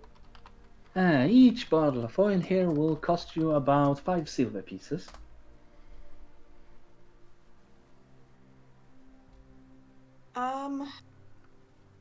A very fair price, I might add. I cannot stand to see someone suffer from the cold and the darkness and just sit idle by and watch it happen. Sorry. Are you okay? And he begins coughing a little bit and looks at. Okay, tried over. Tekos needs sleep, and he just grabs it. Tekos, let me out, let me. And he just tosses him in the tent. Yeet. Bedtime. Yeah, good night. And you see the child just huff and come bursting out again. And as you do, he is somewhat flustered and embarrassed. But you do see that as he does so, he scratches at his neck, where you see these white little spots in his otherwise already pale but still somewhat flushed skin. Can I do a medicine check? Sure. All right.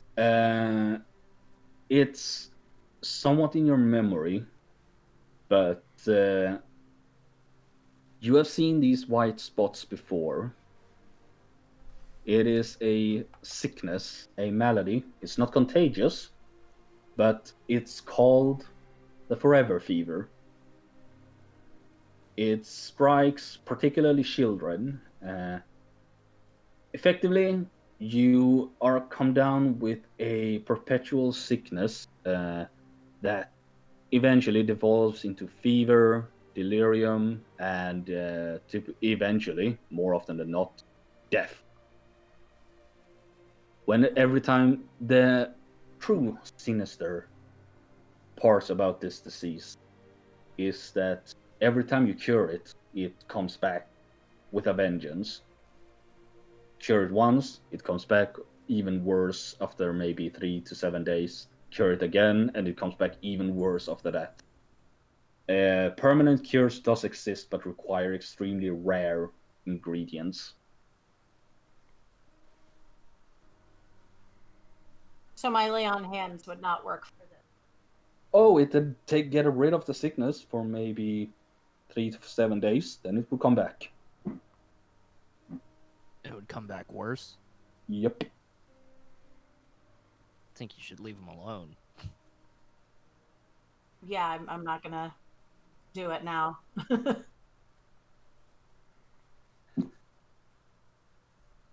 Says, all right, do we have a deal then? Ah, yes, we have a deal. I'll take a fur too if you've got another. I got plenty to go around. No one should be sleeping on the cold ground in these days. Yeah, I'll also take a fur. All right. He brings out the selection he has, and each and every one of you can subtract the 2 gold pieces for the fur. Adlet, you can subtract the 5 silver pieces for the bottle of oil. Okay.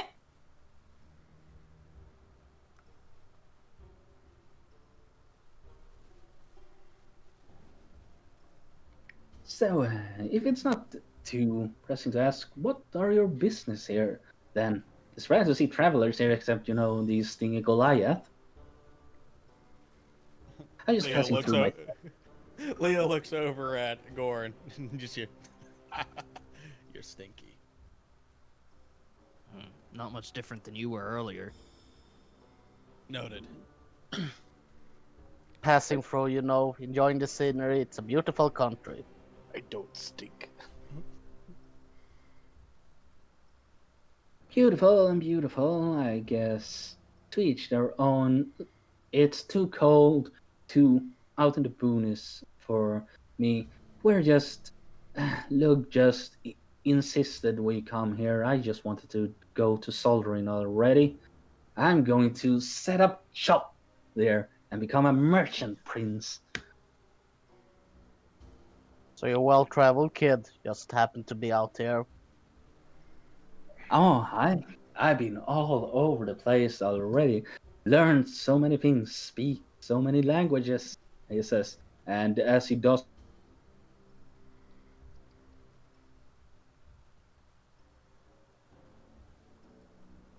all in once. Well, I didn't catch any of that. But I'm sure you'd. But I'm sure you get around. Well, an intrepid merchant has to look for opportunities wherever they can, right? Well, this is your lucky day. Do I have an opportunity for you? Don steps forward to the shop. Do you perhaps have any silver coins on you? Oh, do I have silver coins? I have something even better, he says, bringing out a single, well-polished silver coin. This I call the Gambler's Lucky Coin. It is a single silver coin with a little, very minor but very effective enchantment. It will always land on what you say. Watch, he says, flipping the coin. Heads, closing his eyes and grabbing it and showing it to you. It's indeed heads.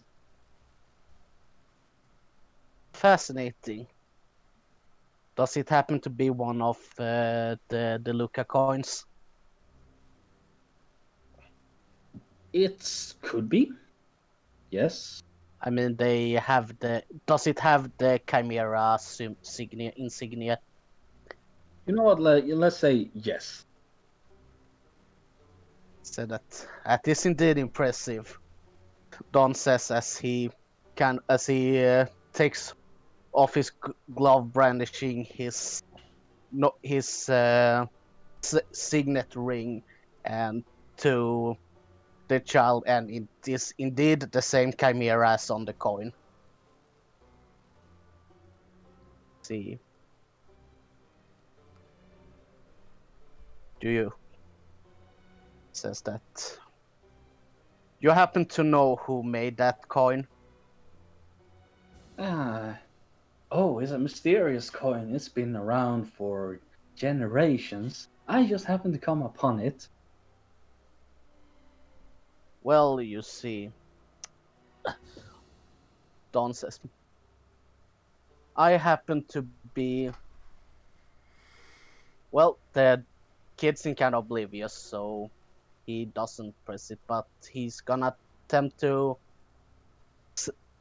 well, I have something that might interest you if you ever go south. It takes out one set of fine clothes that he owns. Hmm. These are these are from uh, these are from Solderin, my home nation. Finest brand. Pretty rare around here. I'm pretty sure if you find the right buyer, you could make a pretty coin on these. See that the child's eyes go wide as he watches the silk, even if the outfit is much too big for him. Is that? Oh, and he just goes up and touches it. Says, huh, "This is silk from the southern continent. Oh, I've never seen it with my own eyes before." Yep, paid a pretty price for it back in the days. But you seem like a good kid, and you've been most kind to us in this hour of need. So I'd say I'd sell it to you for a fair price, 20 gold pieces, and you can have it. The child looks at you and says, 20 gold pieces for silk from the southern continent? That's almost too good to be true. But I guess the safe doesn't keep you warm in the winter.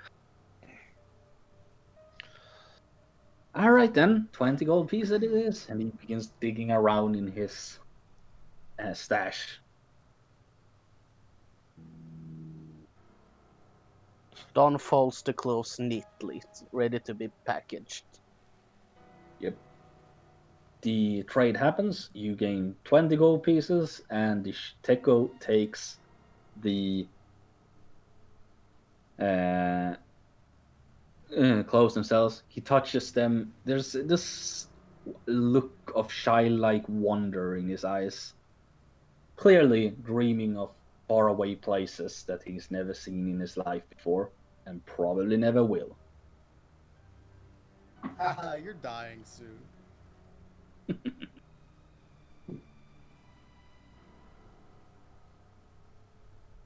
Would I have heard of what ingredients are necessary to cure the forever fever? Yes, it is the pulp of a flower known as the goddess tear. It is a sort of it looks a lot like what is it? Snowdrops, except that they are pristine white with a single blue strike in the along the petal. You don't know if they grow around here.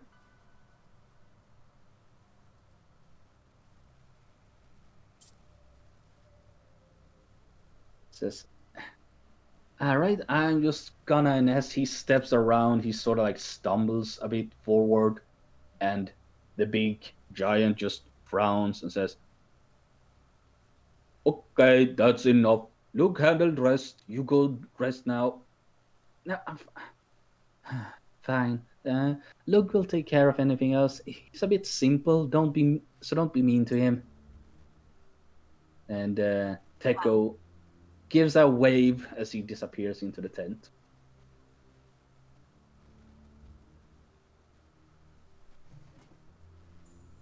Okay, Cold Luke weather handled. the cold weather got to the kid. Don says, looking to the giant. Not cold weather. Worse. He has sickness. Luke thinks sickness could be cured by druids, but druids will not help. Luke. Well, yeah, they kind of seem to be in sort of a dickhead position right now. Don't You didn't hear it from me, but I heard it trying to cover the land in endless snowstorms. Leo shoots Dawn a dirty look and then picks up the tent and starts walking over to set it up. It's pretty stupid. I know of the flower that can cure him. If I come across it around here, I will bring it back. Look her, look her, look starflower. Druids have flower, but druids don't let look have flower. Look tried, but they don't give look. You tried ask nicely, or you tried the less subtle method. Look tried everything. Look tried asking. Look tried trading. Look tried begging. Nothing work. Mm-hmm. Tell you what, I'll have a talk with them tomorrow. We kind of have an appointment. You see that the half giant beams up a little But bit. but I'm gonna I'm gonna need something in return. Oh, Lucas thinks. Lucas, Lucas hammer. Well, Dons, a certain lady friend of mine was very enamored by that jewel you showed me earlier. How about I propose a trade? I managed to get you this flower, and we can trade you for the gem. Lug scratches his shin a bit, one of his many, and looks towards you. Mm. Take a like piece. Look not sure if you can trade. Well, does Tickle like being alive? Subtlety, thy name is not Dawn.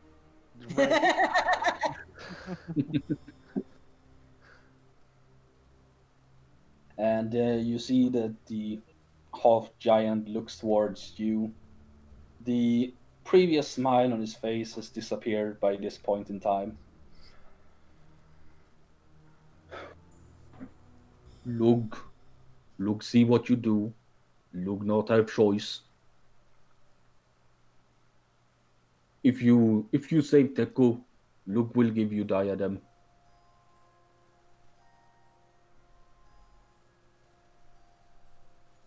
Fair is fair, Donsis. I'll do my part. I'll make sure to do my part. I'm doing my part. I'm doing my part. I knew you were gonna do that. Would you like to know more? Click here. Find out.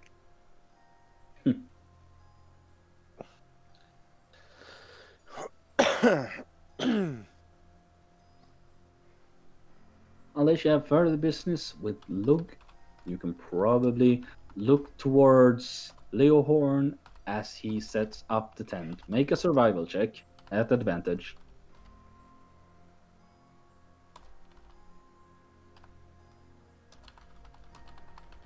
I clicked, but nothing happened, so I'm going to click again just in case. 11, make a wish. I wish that I'd rolled higher. It's been a while, and well, something seems to enter Leohorn just a little bit as he begins setting up the tent. His arms shaking just a little bit. Maybe it's just been long since he went camping last time. But it takes about a while, but the tent goes up because setting up a tent is not that hard.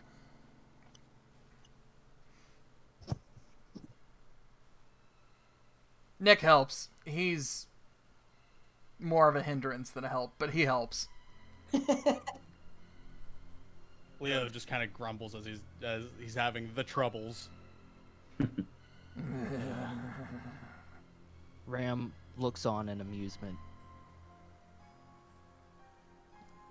Ram does not help. Leo notices Ram just standing there with, like, with his gobs just not helping. Looks over at him. Tell me, Ram, do you intend on sleeping in this tent? I just want to watch you struggle a little bit.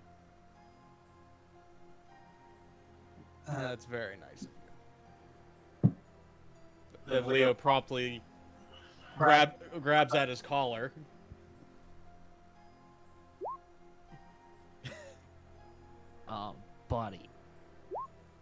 Oh,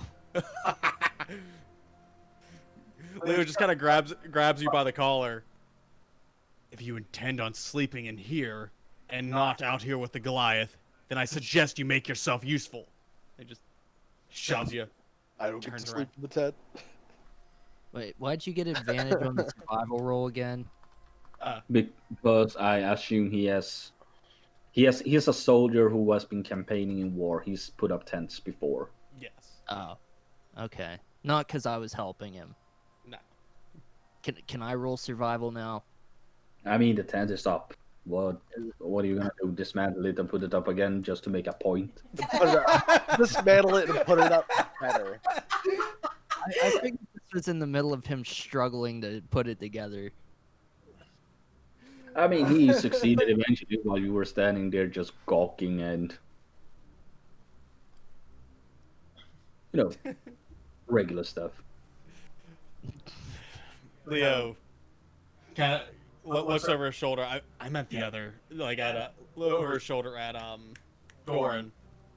I meant the other Goliath. You are welcome to sleep in the tent. You are part of the group. As amusing as this is, Don is gonna join back with the other Goliaths at the fireplace. Goran's head that direction as well, obviously. So, Same. so Don says, I hate to bring the mood down and bring it up, but we kinda, when we tracked you here, we ran into a rather gruesome scene with some wolves. You can happen to know, fill us in on what that was all about. Well, I'd be happy to tell you. Well, there were wolves, but there was something wrong about them wolves. They were rotting, foaming at the mouth, with sickness and disease. Do it. Yes, we detected some traces of necromancy back at the scene, so they were most definitely unnatural in being. You see that the one that had just approached here begins to say, it's the work of nature, I tell you. The work of evil spirits that roam these lands. And here we go again. The shamans have told you there are no evil spirits in the land. There was no war in Bossing Say. We saw the wolves. There's nothing natural about it. Well, Yes. true, but that doesn't mean there's evil spirits about. Could be necromancers. Those are just evil people. I will be right back. Yeah, to say the necromancers are evil people is an understatement. Especially Sigrun, you have dealt with necromancers before. Hmm? They're unholy experiments and, well, unethical more than anything else.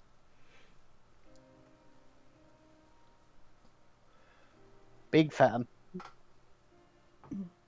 Religion aside, necromancy is still a very deep ethical question. Brings up questions. I do not know what this necromancy is, but it sounds like magic. And if it's magic, then Taliha here would know more than I. It is magic of controlling dead. Unnatural. Indeed, says the female Goliath with the quarterstaff, eating as she is speaking. We are shamans. We work with the powers of life and nature. Necromancy, as the humans call it, is the opposite. It is the work of death, not the work of druids or shamans. So you're saying you think it's outsiders roaming about? Perhaps. Or perhaps there are actually evil spirits, like Kekuo here insists. There are evil spirits. I've seen them at night, haunting around our camp. Trying to pick us off they are, but I have eyes, I see them. I chase them off. What are they like? Oh, they are immaterial. Dark shades with eyes of glowing blue winter. Which one's talking? This one at the moment. That one. Is it dim light over here? Over here, yeah, that's dim light. Around the fire is bright light. Nick, upon hearing about spooky things going on, Yeah. will disappear into Leo's shadow. And reappear. That would be out of the light, right? Bright light is 20 feet around the campfire, so... Okay. I need a place that he can see me. Right about here would be good, right? He can I mean, see you this. could appear behind Goran. I'm sure his shadow is big enough. Yeah, but I want to be like a spooky ghost. Oh, I see. He's talking about seeing spooky things, so I'm going to disappear and reappear. Alright, the first thing you see him is point, Ghost! And everyone turns in your direction. Okay, as you're still in 20 feet from the other campfire. There. 20 feet. There. 20 feet. There! There you go. There you go. Did Boom. me and Leo see him do this? You see, I mean, he was- yeah, because I just sank into Leo's shadow. And the guy's like, ghost, so I'm gonna be like, that's not a ghost, it's just an asshole. Why can't I be both? Fair enough. Or rather, why can't I be both? Nick. Leo is already going into the tent and As a setting up bonus his action, bedroll. I reappear before you get back. He points, and by the time everyone else turns around, there's nothing there. And the others just tiredly sigh. So you said they had eyes of blue. What else? Says, the spirits are immaterial. I only see them as shades of living. They come down the mountains, and they look to reap the lives from the living and take their bodies for their own. And you see that the woman shaman takes a deep sigh as she bites into her food. Well, he is not entirely wrong. It is similar to how evil spirits possess the living, but there are no signs of such evil spirits anywhere around here. But the seat of the goddess, that's what you call it, right? We call this mountain. How did I say that? Call a mountain. Oh no, that was another one. We call this mountain Tatekapakaliu. It is the sky piercer, and it is through this mountain that spirits travel into the next life. Some are lost on the mountains as they travel upwards, and these evil spirits, unable to move on to the next life, fall back down, weighted by their own sins, and seek to repossess a body so that they can live another life and ascend perhaps in their next. Only unknowingly, their spirits only grow heavier, and their perils will only continue for eternity. That is why these druids are fools to camp so close to this mountain. Are there ways to banish them? You see that the Goliath scoffs a little bit. If you're blessed by the Littemuder, perhaps you can make a religion check to figure out what the Littemuder is. God, what is with my rolls today? Yeah, you don't have to roll very high. Littemuder is what the people of Trinland and Vania call the goddess. Ah, In their tongue, it means the Light Mother. gotcha. That makes sense.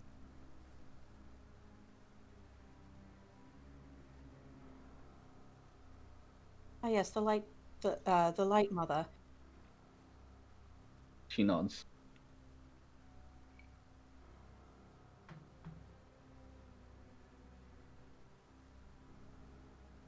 And the one that was speaking before, this guy, speaks up again.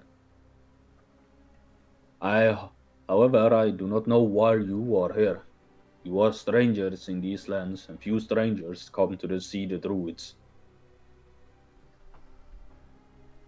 It's a great place for kids with all the snow and stuff. Really beautiful country. We are certainly not used to seeing jesters.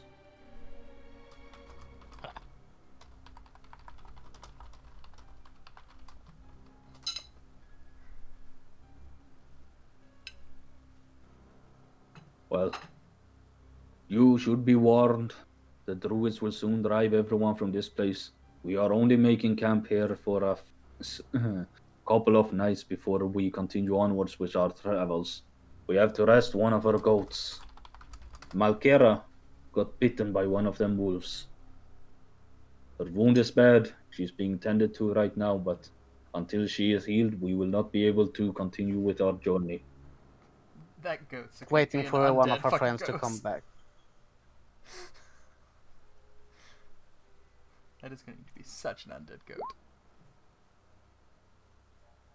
Well, we went waiting to hear back from a friend of ours, a druid. So we probably won't be staying long either. Or maybe we will.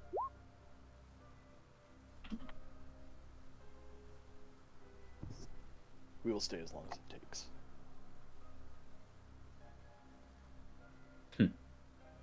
If the druids will have you, they have. They used to be a lot more welcoming, but that has changed as of since. They became secretive, stopped talking to us. Now it's just, you are outsiders, all of you, out to go, and, well, I do not know the details myself. Can be very persuasive. I'm sure you can.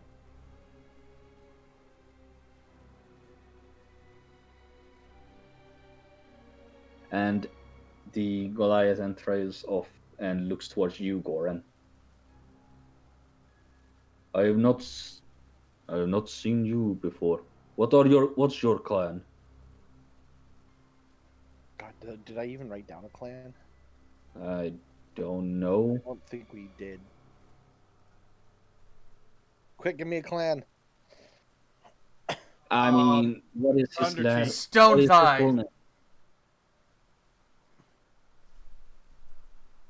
Sir Rock. Thunder Cheeks. That. Because we constantly make references to the other campaign.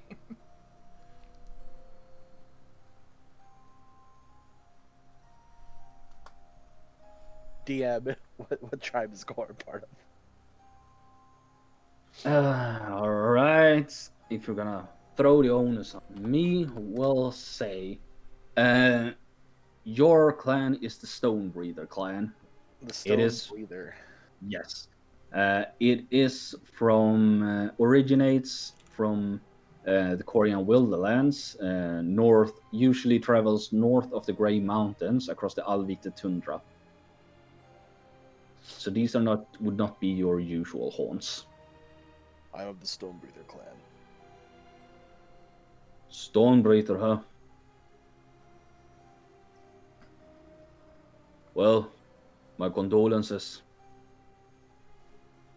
It's good to see some of you survived.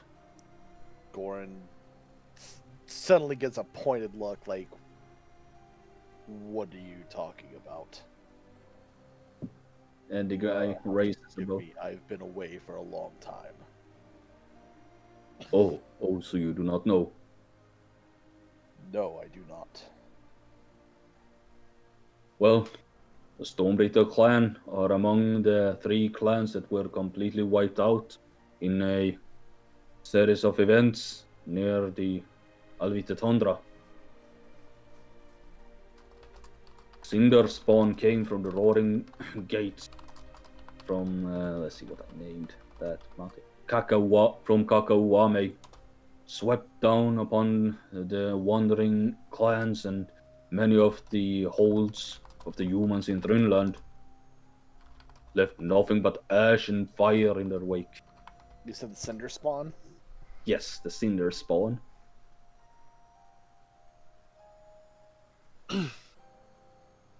I had not heard. Perhaps you were fortunate and few of the Stone Breathers, if any, survived. I would have rather died with them. More people to add to our shit list. You see that you see that the shaman looks to you and says, "Well, it's possible, perhaps, that few of them survived. If you ever find yourself in Trimland, you should definitely look into it. You said in Twinland? Trimland, it is the country to the east of here, Okay. across the Vätterfors, which is the large river that divides the Korean Wildlands and Trimland.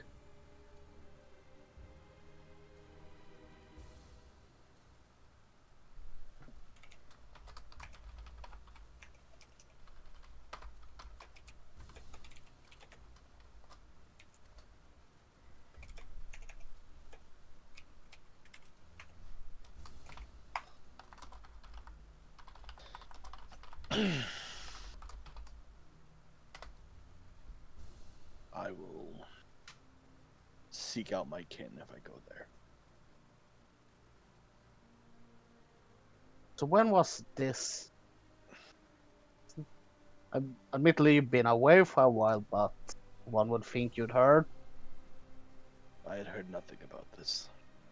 How long ago was this? You see that she thinks for a moment. It was perhaps nearly a decade ago by now. 10 years and I hadn't heard a word.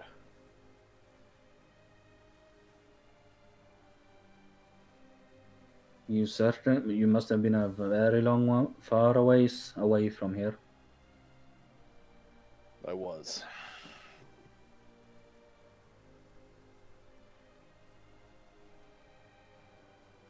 Well, if nothing else, the Stone Breathers are alive and still as long as you are. No pressure. You see that she thinks for a moment. There is a historian from which we heard this, a wandering scholar from Thrunland. What was his name again? Asken, he said. We met him as we traveled eastwards here. He was supposedly heading to, well, this was certainly a couple of years back, perhaps 3 years back. But he spoke of having a study in the city of Yaltarhal, wherever that may be.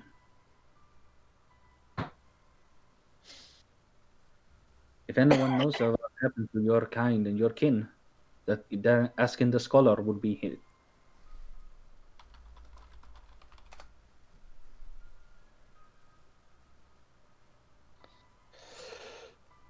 Thank you for the information.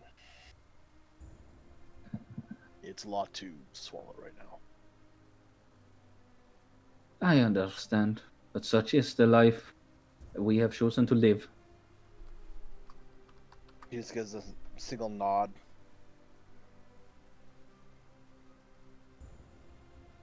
And he's gonna turn and walk away from the rest of the group.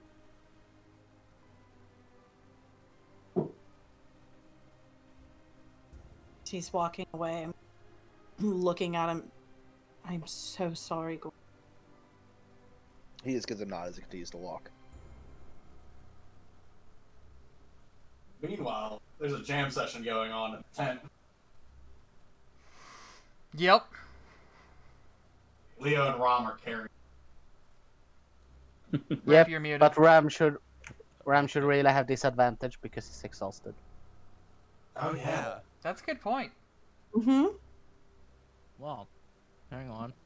Let me Just roll one more time with disadvantage, since you Yeah. did 2 rolls.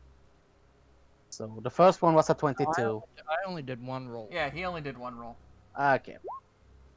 Oh, there we go. That seems about right. There we go. Leo's carrying it.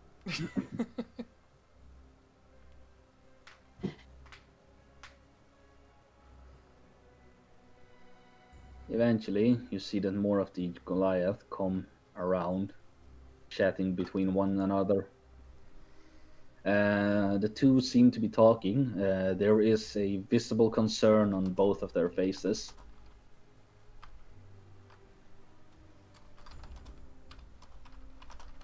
Meanwhile, the other that's seated by the fire turn over towards the tent and wonder who is strangling a cat in there.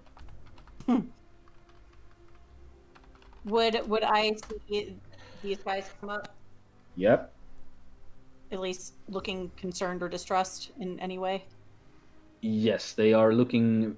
They are definitely looking distressed. Not panicked or anything, but they seem to be bearing grim news to whoever was securing the packing. And they are speaking in hushed tones at the moment, though a few of these Goliath by the fire look over and grimace a bit. Is everything okay?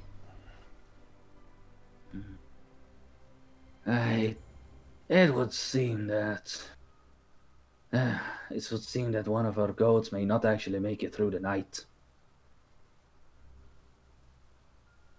And if that happens, we're going to be in we're going to have a lot of trouble moving on from here.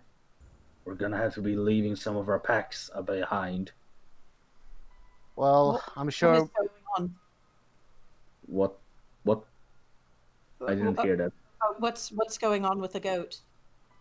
I assume it's the one bitten by the wolf. Ah, I suppose, and he looks over, looks at the others who meet his gaze. It seems that the wound is being infected, and we might have to chop her leg off to save her. Well, the 2 of us know some healing magic. Maybe we can have a look at it. Don The says. shaman, you're definitely free to. Well, if you manage to heal her, we'd be forever in your debt, that's for certain. Feeling up. I have a tiny bit of magic mojo in me left. How about you? Looks to Sigrun. I can try. Better than nothing. Don says and stands up. So, we're so patient. The Goliath shaman rises up and steps on over. Here, points upwards to the goats that are secured that you can see behind the tents. They are quite massive goats, like absolutely huge. Them big goats, alright. Don says, kinda nervous. He's not very good with big animals. You know, except funnily enough, manticores. Hey, Sigrun, why don't you go? You need to lay hands on, right? Why don't you go up and I'll throw my magic for a distance. I don't know if I'm going to be able to lay on hands till I get some rest, unfortunately.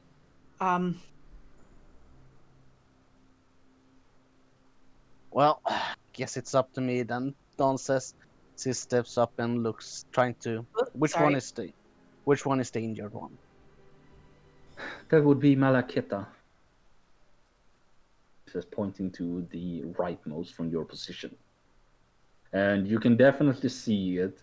The goat is tossing its head about, clearly in discomfort and pain, and there is a deep wound on her left front leg. All right. It's been bandaged and cleaned, but clearly giving her a lot of pain. Right. Here goes nothing, Don says as he steps up close and starts to whisper as he uses what magic he has left to cast healing words. So I'm gonna cast it. I'm gonna use my remaining spell slots. And I have 1 second level and 3 first level. So I'm gonna roll them in order. But Well, she's fully healed now. well, I suppose I only needed that. So yep, Don whispers some secret arcane words as he casts out healing magic. Yep. Speaking your word, you see that some of the Goliath turn around, confused, as the wound on the creature begins to slowly no longer bleed and knits itself together. And, well, the wound is healed. Magic. Oh shit, I forgot I did have a healing hands. Whoops. I'm out of lay on hands. I had a healing hands. Oh well. Well, Don Saving says, it for when it matters. can't say that she might still be infected. Can't really speak for that, but at least she'll be a bit more comfortable tonight. Don says. I would like to go up and do a medicine check. You, all right? If you're approaching, I need a animal handling check as well. Ooh.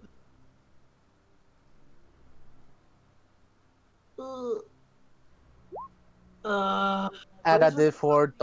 Don gives you a pat on the shoulder. You got this. Add a D4. Who's a good goat? You're a good goat. Yes, you are. And then she gets kicked. As you begin approaching with your hands out, you never dealt with large animals before, especially not ones wounded and skittish. And as you do, you see that it begins rebuffing you with its horns, and you hear the druid behind the shaman behind you. I'd step away if I was you. She does not take kindly to stuff now, and you might get yourself headbutted. Not a pleasant experience at all, I can assure you. I will take your it. Don is gonna swallow and I'll give it a shot. Hey, he says, speaking to her slowly, hoping that she recognized the voice that healed her. Let's see here. Animal handling, you said? Bro? Yes. Animal handling. Oh. Nice. And I will help you do a medicine check if you would like. You cannot help him because, well, the goat doesn't let you get close. That's fair. However, you see that Don manages to step around and just a lot more less threatening and a bit more diminutive, given that he is unarmored and that it recognizes the voice somewhat. It sort of like bows its head and allows him to get close. Don kneels down to inspect the wound. So he says, trying to like move his head so Sigun can look over his shoulder. Also, would that allow her to help? Medicine check from you. Yeah, but would it allow help if he like lets her look? All right, medicine. All right, 15. The wound is gone, but you can clearly tell that the creature is still in some level of discomfort. There might have been some infection to the wound that your healing spell did not patch up.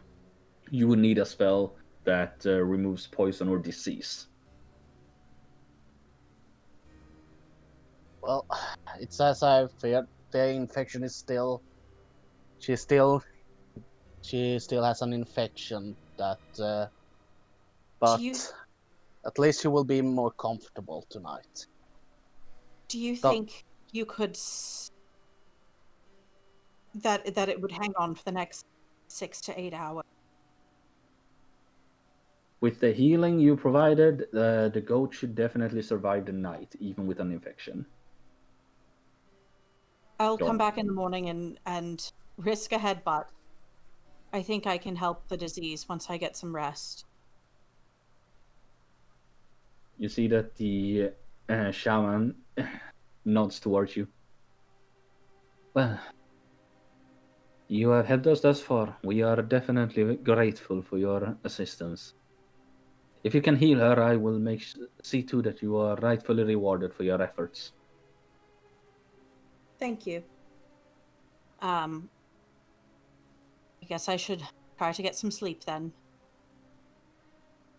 Aye, the nights are drawing in, and did you steal my seat, you asshole? And you see that one of the Goliaths has moved into the seat and is currently eating some of the food that was there. I'm gonna go try to sleep. All right, jam session over. Well, the only Thank ones God. outside of the tent in that case are Don and Goran. I think I need to tune it. I I would think agree. you need to reconsider your career path as a musician. Try taking up something a little bit more easy. Percussion-y? Yeah, maybe something like a cowbell. he pulls up the his cane, splits it into the two collie sticks, and just starts drumming. He plays the triangle. My mom Don't played give the the triangle. goat one last charging pat. Hang in there. We'll see to you in the morning. It says as he steps off. And he's gonna wander off, not join the others in the tent. And he passes Goran on his way out. You okay there? That's a lot for you to take in. I'm fine. Well, if you say so, I'm not gonna play therapeutic here. Though you need someone to talk to. You know I'm good at it. It says gives him a pat on his shoulders, well, as high up as it comes, probably. He reaches up and pats him on the pack. Probably it goes to like his upper arm. You have a good night's sleep with the morons. He says as he wanders off. Yeah, you have a good one. Garnet's gonna sort of walk back to the tent.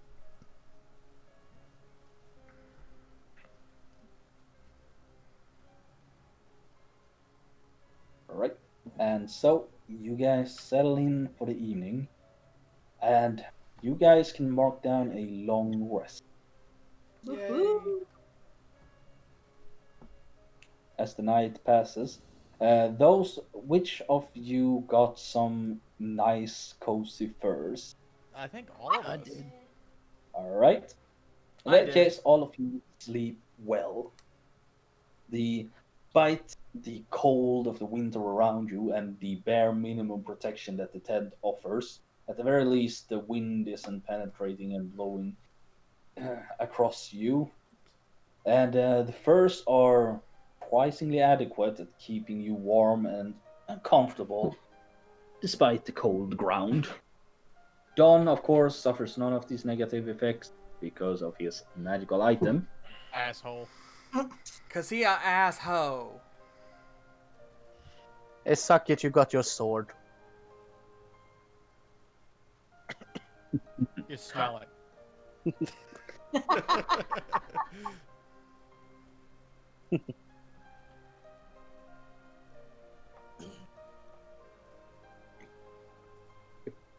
Moments before you turn in, Rani returns to speak with you. She says that she has an audience with Tagrin in the morning, and that the druids have actually requested your presence because they want to know what happened at the Forlorn Bastion. And since she applies for the confrontation with Frostgore, she feels that it's better if you're there to give your account as well. The druids have given you access for this one time. Thank you. Well, everyone wash up, be on your best behavior. And then she says, rather than spending in the tent, she says she's going to return to the druids. She has a lot of catching up to do, it seems. But you should, in the morning, as soon as you can, you should approach the druids at the gate and ask for access to the to the druid circle, so to speak, the moot itself.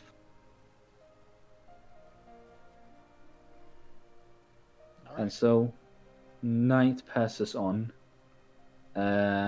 Those of you that dealt with the wolf corpses. Oh yeah, here we go. I've been waiting for this.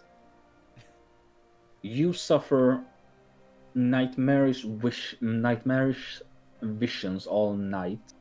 You find yourself roiling about in your sleep, hearing a dark, deep cackle in the back of your head, and you find yourself in your dreams standing upon a mountain cliffside, looking down at what seems to be a torn open carcass, rib cage spread open, a beating heart still within this inexplicable mass of blood, fur, and meat, and you feel a ravenous hunger as you watch it.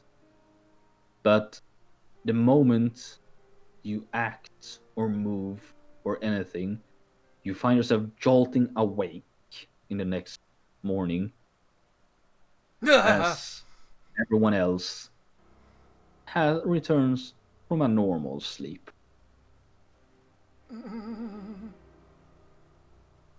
Oh, Leo sits up and like scrambles out of bed. Nick is up and in defensive fighting stance.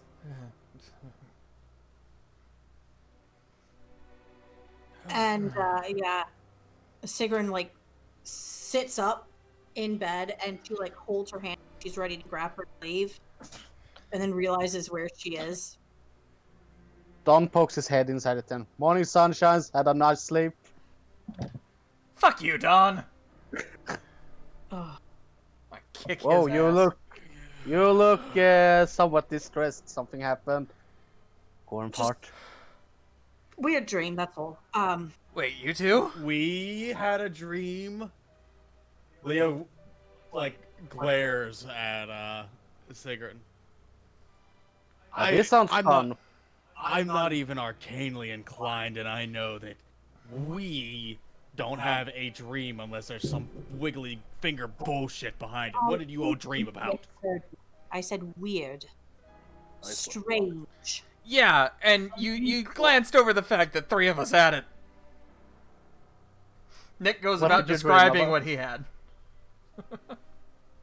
Yeah, And I add on to his descriptions in more detail. Leo just like grunts and nods the whole time. Okay. Are you done well Freaky. actualing me? Well, actually, That was not my intention. I was just she's dream splaining you. trying to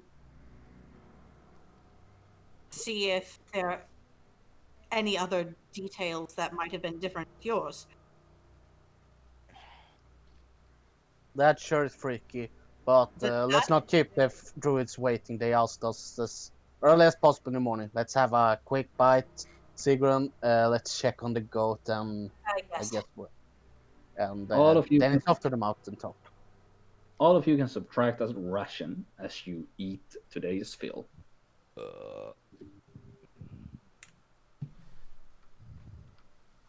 Hey, Nick. Yeah. You're alarmed by it too, right? Yeah. I feel like they're not taking this seriously. They're I not. haven't moved on yet. I am taking this very seriously, and we will find out what this is about. To the to-do list, we have some things on the agenda today, but Yeah, whatever. Leo starts strapping bits of armor on and gathering his things. Nick gets outside. Anybody have any alcohol? I really Right. need a drink. I got alcohol. You hear a childish voice call back. sure, Joe. Don says, looking to the giant. Big man, does he Orange. have alcohol? Teko can sell alcohol. Teko can't drink alcohol. That's fair. Orin. Nick will hand over a gold. Alcohol Leo now, shakes him. please.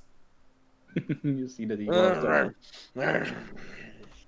Boss one open and says, I happen to have good Trinidlandish ale on That was my supposed to hand. be a straight check, not a save, but What did you do? I was shoving him away. Just out of reaction, just reach you over. Who are you shoving away? Leo. Okay, that's a post-athletic check. Leo goes flying out the tent. On the outside of the tent, you just see like the sudden outline of a body against the tent wall. And then Leo goes walking back over there and I'm up. kicks Gorn.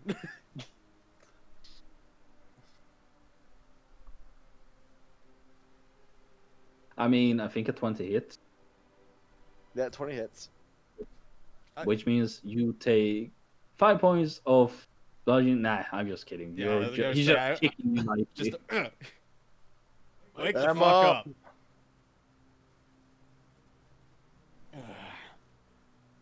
up. You see Teko comes back. He has a sort of this. It's like this small hand-sized barrel, and it smells of, well, ale.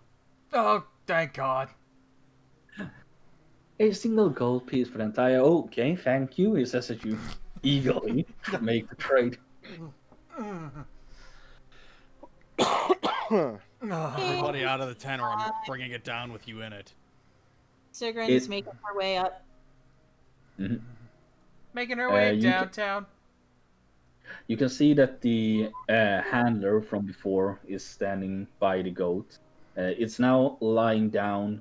It's wheezing a bit. And the other one seems to be equal parts anxious and frustrated. She turns towards you. Ah, you're back. Let me see if there's do. She steps aside. It's okay. I'm not gonna hurt you. I just want to help. Make I another approach. animal hand check. It'll be so bad. Oh Jesus. Yeah, well, the goat is too weak to hit but you away, but not for a lack of trying. It seems to be scurrying away from you, but it can't really escape much too weak. It's okay, sweetheart. It's okay. And I just reach out and do a lay on hands. All right, 5 points to cure a disease. Yep. You touch it, and immediately after you're done, you see that the goat looks around, confused a bit, and then stands back up and begins to. What is it they do? Bray? Bleat. Yeah. Yeah. Begins to bleat and stomp around a bit. And you see that the handler smiles and laughs a bit. Well, by the little mother, you actually did it. It's a gift. I'm glad he's okay. He'll be right fine now. You need to go to speak to Melderin. She is our elder.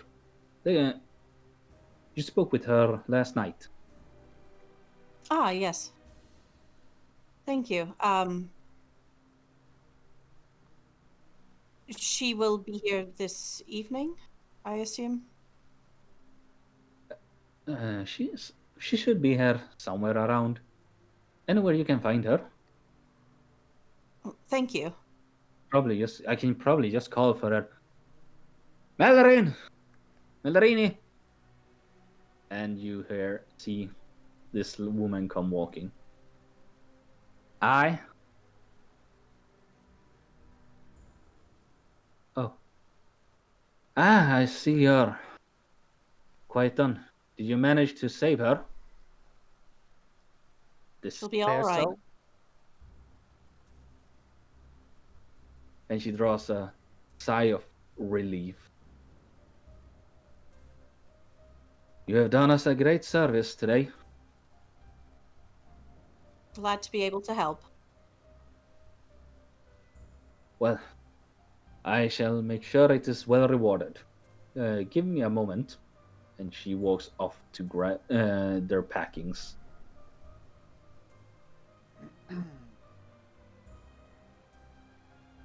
And then she returns. With her, she has a. It's wrapped up, but it seems to be something made out of hide and feathers. Thank We you. want you to have this. Thank you so much. What is it? What? Yeah. What? Yeah. You get a set of hide armor +1. The hide armor has a special property. When you can cast Featherfall with it once per long rest, Oh wow. as long as you're wearing it. It is a beautifully crafted Goliath hide armor. Seems to consist of a fur vest with these sort of like crisscross strappings across the chest itself, feathered pauldrons, and a eagle print on the back. It has a pair of pants to go with it that has a fold on the front and the back as well. All of it is made from well and good crafted fur. Thank you so much. This is the least we could do for you after how you have helped us.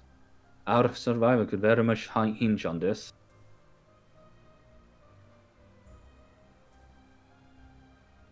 Be of help, though I mostly put on a band-aid.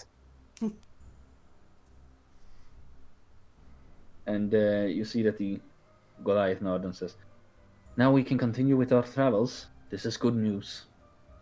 Something tells me I do not want to stay here for much longer. You, too, should make haste away from this place."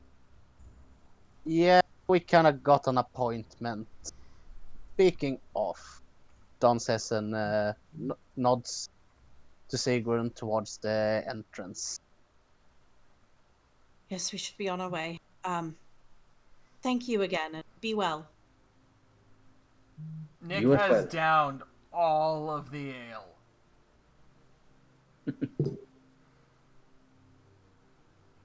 Knowing you it probably only helps you being drunk. You kind of the charmer when you're drunk.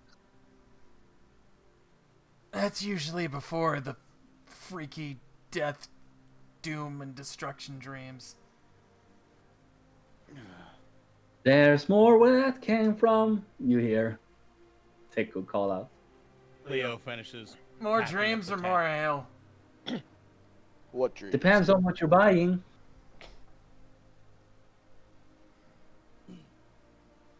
They had a spook yesterday or tonight.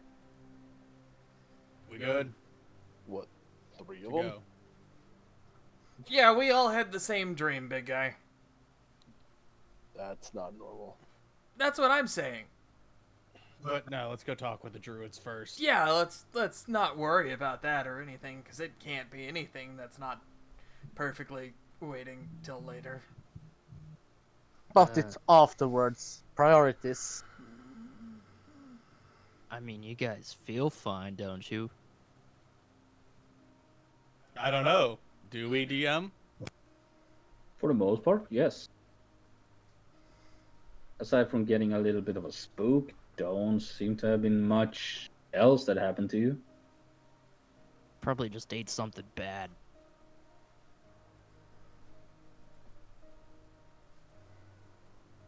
I'm Before going to we, ignore that. Magic. so yeah, before we go into the meeting with the big important persons, Don is gonna cast one of his spells. I'm gonna cast enhance ability on myself, giving me Eagle Splendor, just to further stack the deck. Alright.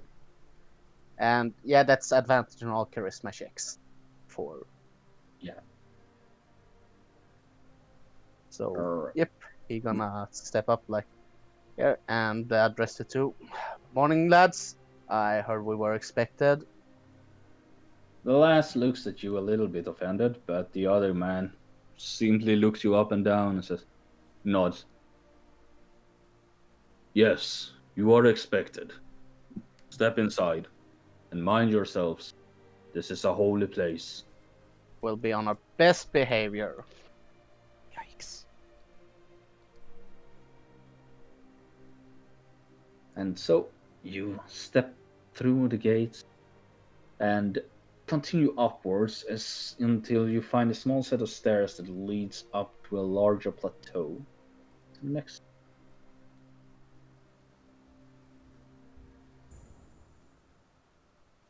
Oh, hello, boss fight.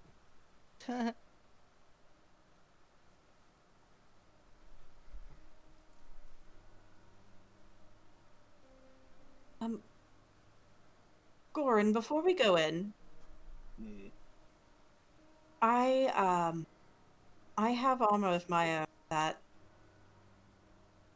really can't part with. Would these help you in any way? What? The The hide armor you got? yeah. No. I don't wear armor. I could use those if you don't have any use of it. I I would- appreciate the offer, Well, who's the sneakiest out of us? Me. but Well, I don't know, would I'm pretty suggest- sneaky. I would suggest that somebody sneaky get it on account of it being made out of hide. hide. Wow. That But was I a have to good- roll to shove him into the snow. Nick kicks him squarely in the ass. Behavior. Well, alright, it's a good thing you cast enhance ability on yourself because these guys just gave you all disadvantage on future charisma checks because the druids are looking at you like children. I'm joking. I assume this is happening as you scale the stairs upwards. Yes. And so yeah, I will pass them along to Don. Yeah, hide armor is medium armor, so I'm not sure if Don can actually wear that. Oh yeah, that's true. Wait, Hmm. doesn't bards have mid? I'm gonna check that. No, they do not have medium armor by default. All right, that's just certain subclasses. So never mind. He can't wear it. Yep. The ones who can use medium armor are Adalet, well, Sigrun, Leohorn, Goran, and that's it.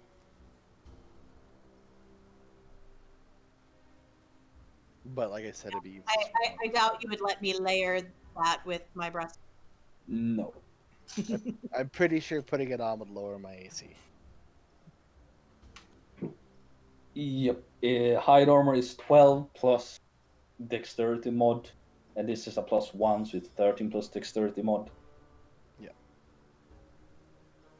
And yeah, well, it's a magic item that you can sell or drop or trade or anything else. If we're eventually. falling from really, really high up, you could probably put it on before you hit the ground. If you're falling for more than 10 minutes, if you're falling for 10 minutes, you can drop your armor. Live, You'll have to Caps. drop your other armor first. I'm dying, okay?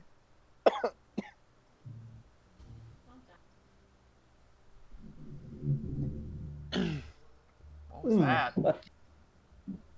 Right. So, ascending the stairs, That was you like are greeted. that was like when you enter a cave in Minecraft. Wow. You like that? Yeah.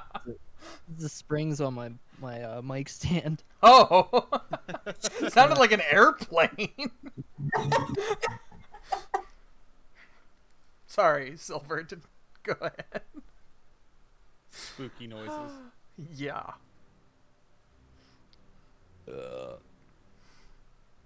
Spooky noises indeed. Oh, Yeah, I so have there's no grid Unbound. here because the grid wasn't very aligned on this map, so I ran with just freeform here. I am unbound by the confines of Yes, you are. trigonometry. And you ascend the stairs, finding yourself in a secluded valley of sorts. A rushing gale of fresh, crisp mountain air greets you as you step over, and you see these snow structures, igloos of different shapes and forms, standing around. And at the very furthest end of this place is a massive cavern, a white wolf shape carved out of the very stone itself. Now covered in white snow, it seems to be almost like a fur coat of its own. Around you see plenty figures, animals among one, and also several humanoid figures, elves, humans, even a halfling here and there. All of them dressed in simple furs and leathers, wearing ordained headdresses or jewelry made from stone, feathers, bone, and other such animalistic forms. This is the Druid Moot, or the Sky Moot to be precise. And looking up at how clear the blue sky is above you, it's quite easy to understand where it got its name.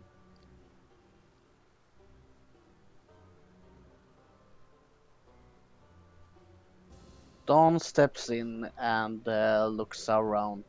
He doesn't seem to spot Ronnie among these because I don't.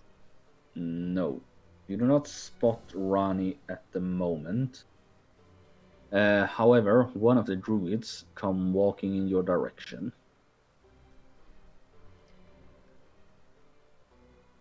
Don You are bows the to- others that were at the bastion, no? Yes, that would be us. We heard we were summoned. Yes. Tagorin wishes to speak with you. He is currently speaking to the druid you brought with you, and she points over to this hut over there. I suggest you not let him wait. He has been impatient as of late. We'll be right away, thank you, Don says as he walks over. Which hut was it? This one. This one. So, yep, Don is gonna follow the path over to this hut.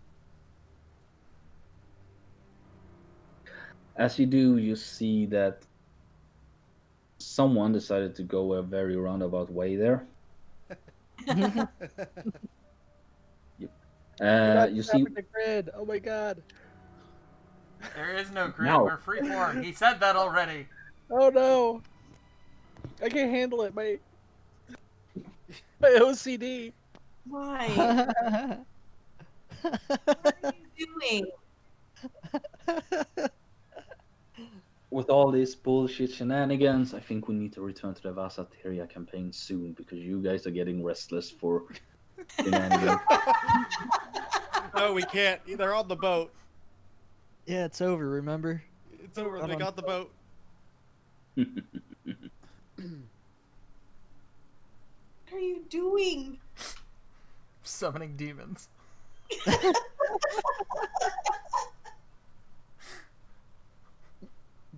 I didn't know I would start something. You knew exactly what you were doing. Well, Uh-huh. see, Not love. here's the thing. I was resisting the urge, and then you did it, and that broke the floodgate. Sure, find a way to blame me.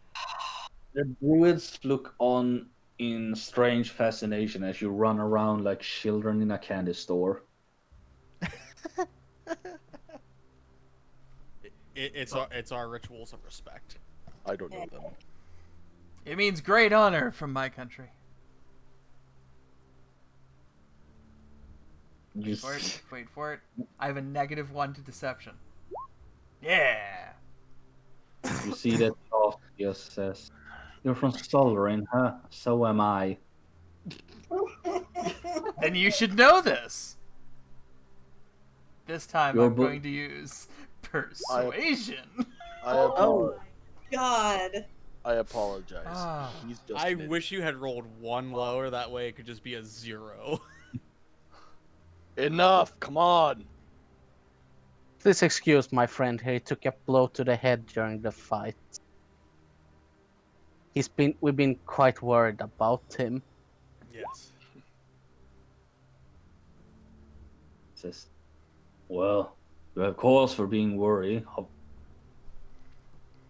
There's, well, Togrin will fill you in on those details, and this is where you hear a rather heated debate coming from within this building over here.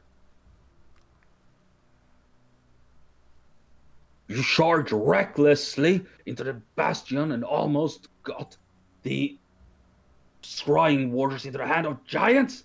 We should have you exiled for your incompetence. And to make Showtime. matters I worse, think we're to have being dealt with outsiders like these. Hey, out of my sight, druid, and try to remember your vows next time. You see Ronnie stomp out in a fury, slamming the door behind her. Hello. Oh, hello. That sounds. I heard you bother him up for us. Thank you. Oh.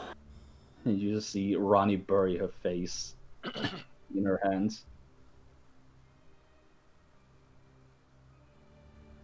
Should we know anything before we go in?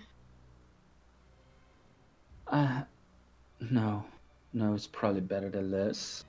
I say, excuse me. Are you okay? She storms off a bit. You know, if you want to check on Ronnie, I'm pretty sure I'd actually do better without you around. No offense. Yeah, fuck you too, Don.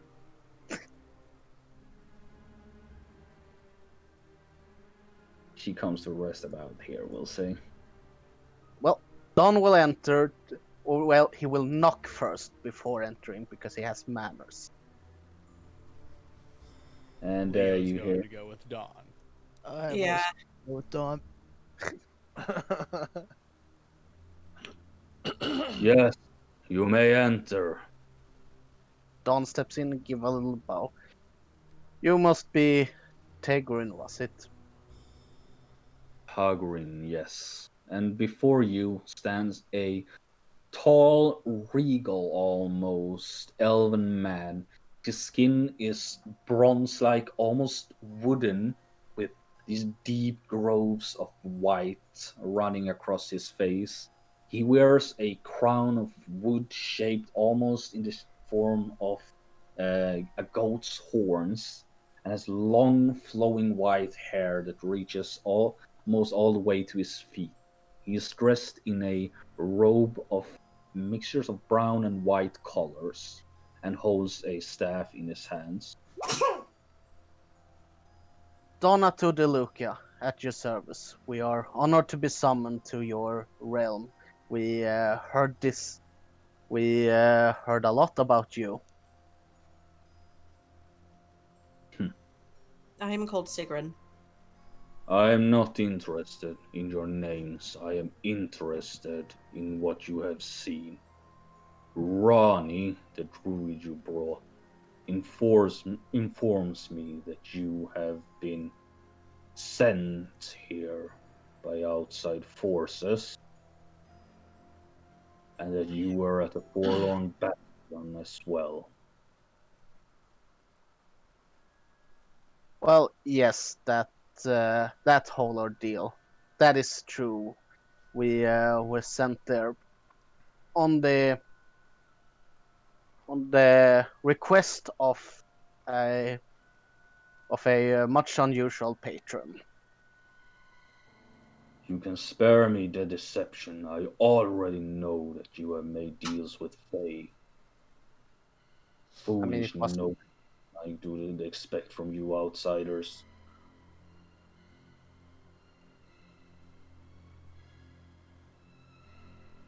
well. I assume that our friend Rani has filled you in then. So, what questions do you have left? I'll be glad to fill in the blanks. Where are the scrying waters?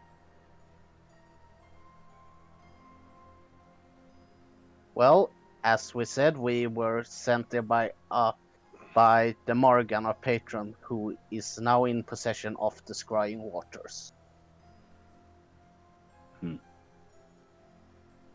Do you know what the scrying waters are exactly?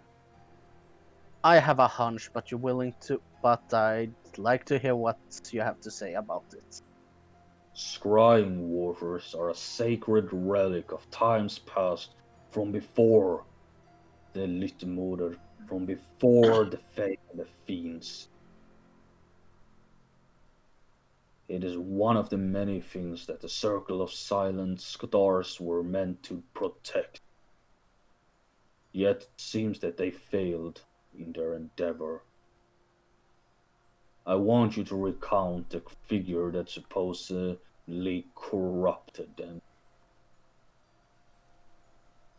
What Oh, did he tell this Frostgore? well, we unfortunately didn't have a very in-depth discussion with the guy. He kind of brought us into his throne room and we murdered him. No, he attacked us. Well, no, we attacked him. He started it. I'm You're not not there. there. So yes, he apparently nestled into your coven and managed to turn your druids to his side by some unknown means.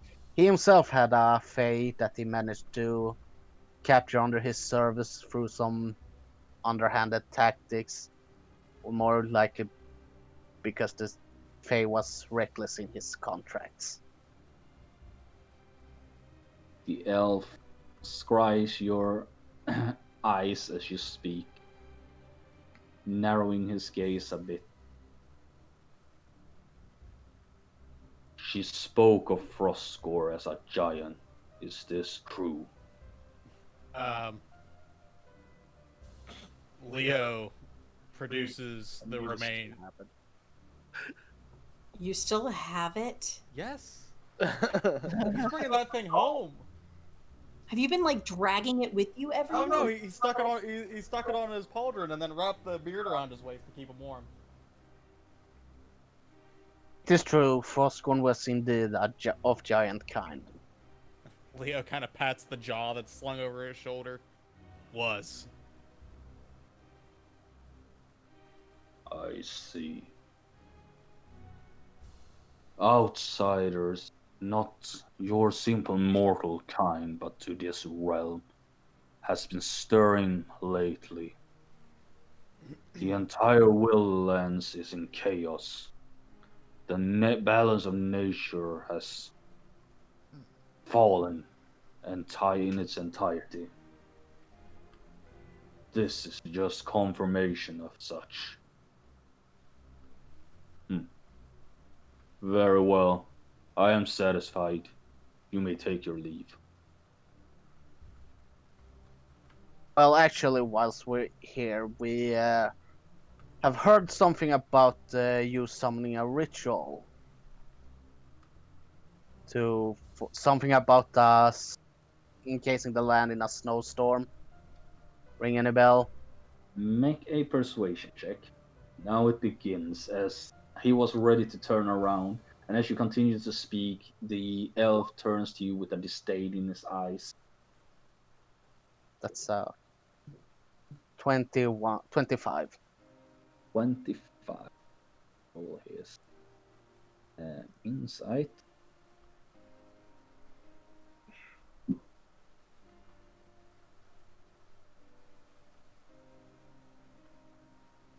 Oh, there it was. All right, and you see that he turns to you. Yes, the rite of white slumber is to be completed soon.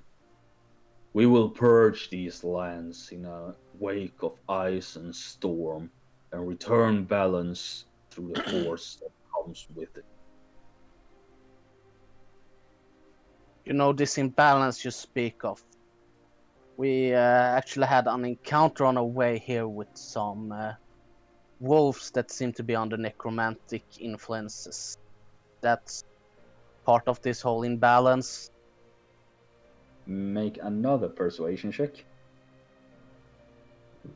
Now you got to the other part that I had prepared. Alright. Done things. You said that was 25, or was that the No. other one? No, the first one was a 25. The rollers he can roll is a 21. Oh, okay. So 22 plus 1, that's a 23. Jesus Christ. You see that Tagorin looks towards you. You presume to speak of the balance as if you understood it, outsider. It is No, but a no, symptom. that's why I'm asking you, because I don't understand. You see symptoms in everything. You should leave these lands as soon as you can. The coming storm will purge whatever imbalance remains. He seems unwilling to indulge you in this information.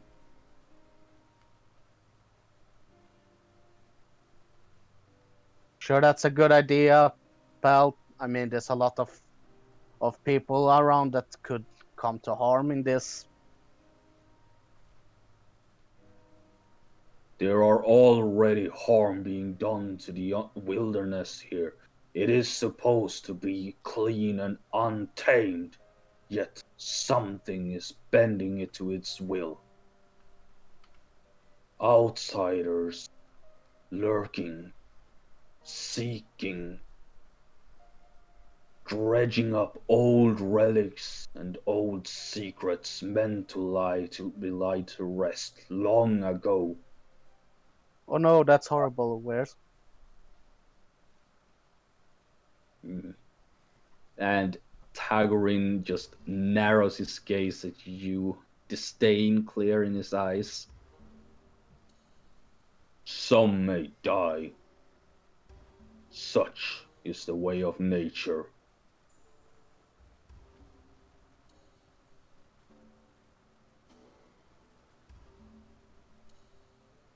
The rite will continue with no apprehensions.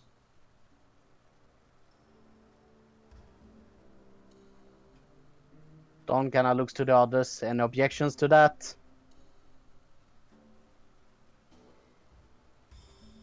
I think it's a lot like taking a sledgehammer to a bug. You're going to do a lot more damage than I And think. you would perceive to know more of balance than us. Yeah, actually I do. At least I think I do. The disdain from before now turns into an expression of disgust and fury. I'm curious. You're going to basically render this land completely barren of people or wildlife with this storm you're creating, right? That you ask such a question only shows how little you understand. That's why I'm asking. He looks between all of you. The storm will test the mettle of the wild, and the wilds will survive, even should the trees wither and the animals go without food and water. They will persevere. 100 years, 1,000 years from now, the wilderness will remain untouched. And once the storm finally leaves, it will reclaim its former glory. Only those weak and fragile will be purged in this moment, and the outsiders who know nothing of this magnificent world too will have left it behind or be perished in the winds. Okay. And what of the mountain, or all of the spirits who have been obliterated? Many of them will get stuck. Why not seek out the cause instead of cutting off your arm to take out an infected fingernail? Why don't you find the cause of the infection and get rid of it? You propose to find such a thing. You do not believe we have not searched for it, sought it across the entirety of the peaks. We are the sky moot. The entirety of the sky is ours to scry. If we cannot find it, it does not exist. If The it doesn't root exist, then goes there's no deep need to purge. than what you understand. The right is necessary.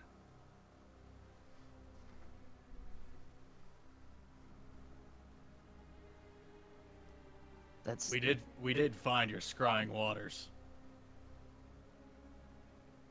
As I understand, you had trouble finding them after Leo pats the jaw.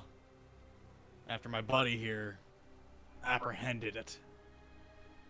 I was not made aware that the circle of silent stars had fell until this one lone druid remaining of it came here to inform me. Too late, as well as it had already fallen into the hands of outsiders by the time she did so. If you missed that And whole branch of your organization falling on the influence of a sky giant, have you considered the possibility you might have missed something out here? I was going to ask a similar question with all due respect. Make another persuasion check. All right. Bless you. Thank you. Oh, damn. Oh, there we Jesus. go. The armor-piercing question. Yep, even with a 25 insight check, he cannot contest that. Fuck. You see that the fury that bridles within this old druid slowly begins to wither away as he calms himself down. You are insolent, but you are also not entirely wrong. He turns around and walks over towards the end, where you see a relief of the mountain itself carved into the back, and you see a large blue painted sky behind it. As he touches his finger towards it and runs it across. There was a time when the peaks spoke to us, when the mountains themselves sang with voices that only we could hear. But those voices have started to quiet. Every day passes, another mountain falls silent to us.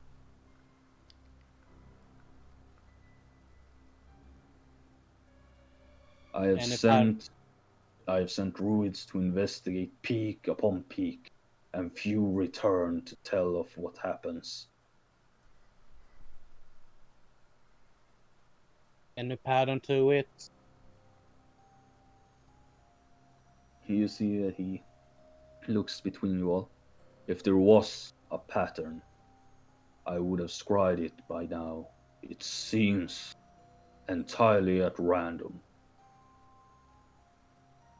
I And believe really, yes, I yes. believe I may have an idea. I don't know if there's any merit to it, but several of us had a dream last night. We were on a mountainside cliff. We heard cackling, and it was very gruesome. Looked almost sacrificial, slaughtering some kind of humanoid. Perhaps they could be related. We did encounter some wolves that had been... Undead Yes. beasts that once made their home in this mountain. I believe you call it the seat of the goddess. The few that thus have not yet fled it, have returned from the mountain, wrought and torn, undead, walking a second time. There is evil afoot upon this mountain. The skies have told me that nothing is to be gained from sending more of my druids to their deaths at their peak. The rite Not of your druids. white slumber will cleanse the mountain of all this undeath. Well, had this guy said anything about sending 6 wandering yahoos into these mountains? You would presume to scale the seat of the goddess. You know that this is a feat no mortal has succeeded in thus far. I have nothing Nothing. better to do with my afternoon. Yo, looks over to Leo. Leo kind of leans against the side of the hut. Well, the scarred plains failed to kill me, so let's see if this can. Or Field of Scars. Shit, piss, I fucked it up. You gotta be careful, man. Nobody's gonna let you roll that one back. Mm-mm. Nope. And it's the seat of the goddess. I think perhaps having a little of her blood might help.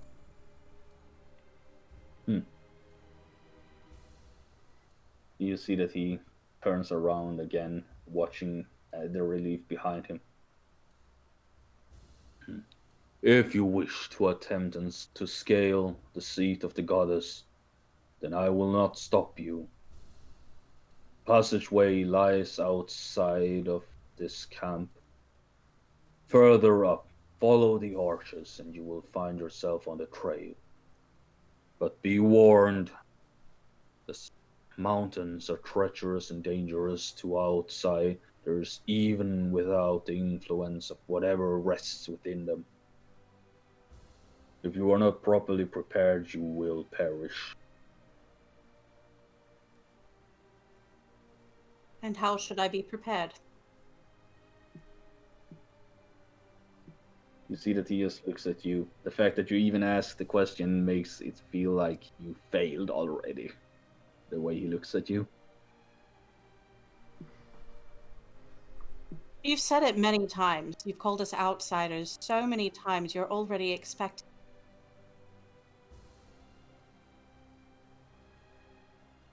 Talk to the druids outside.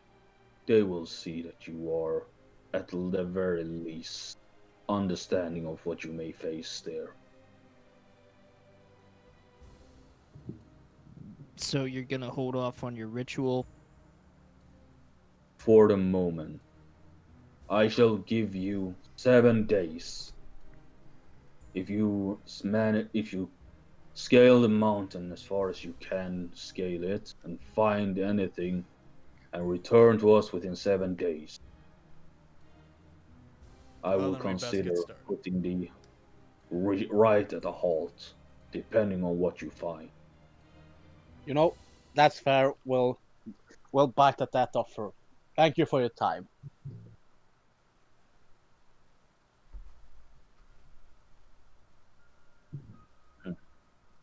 And he turns away from you again. Yep. Ugh. Don is satisfied. He leaves. Meanwhile, while this was happening, Rani just slumps against the rocks and folds her arms with a pouty expression on her face.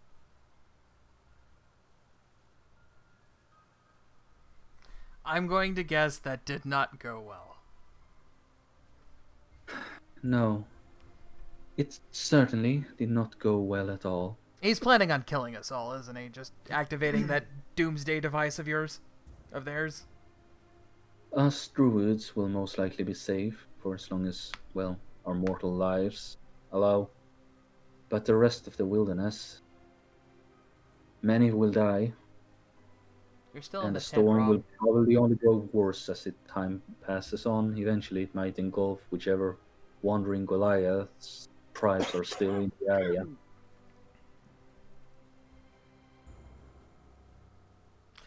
Hypothetically, if he were to meet with an unfortunate accident,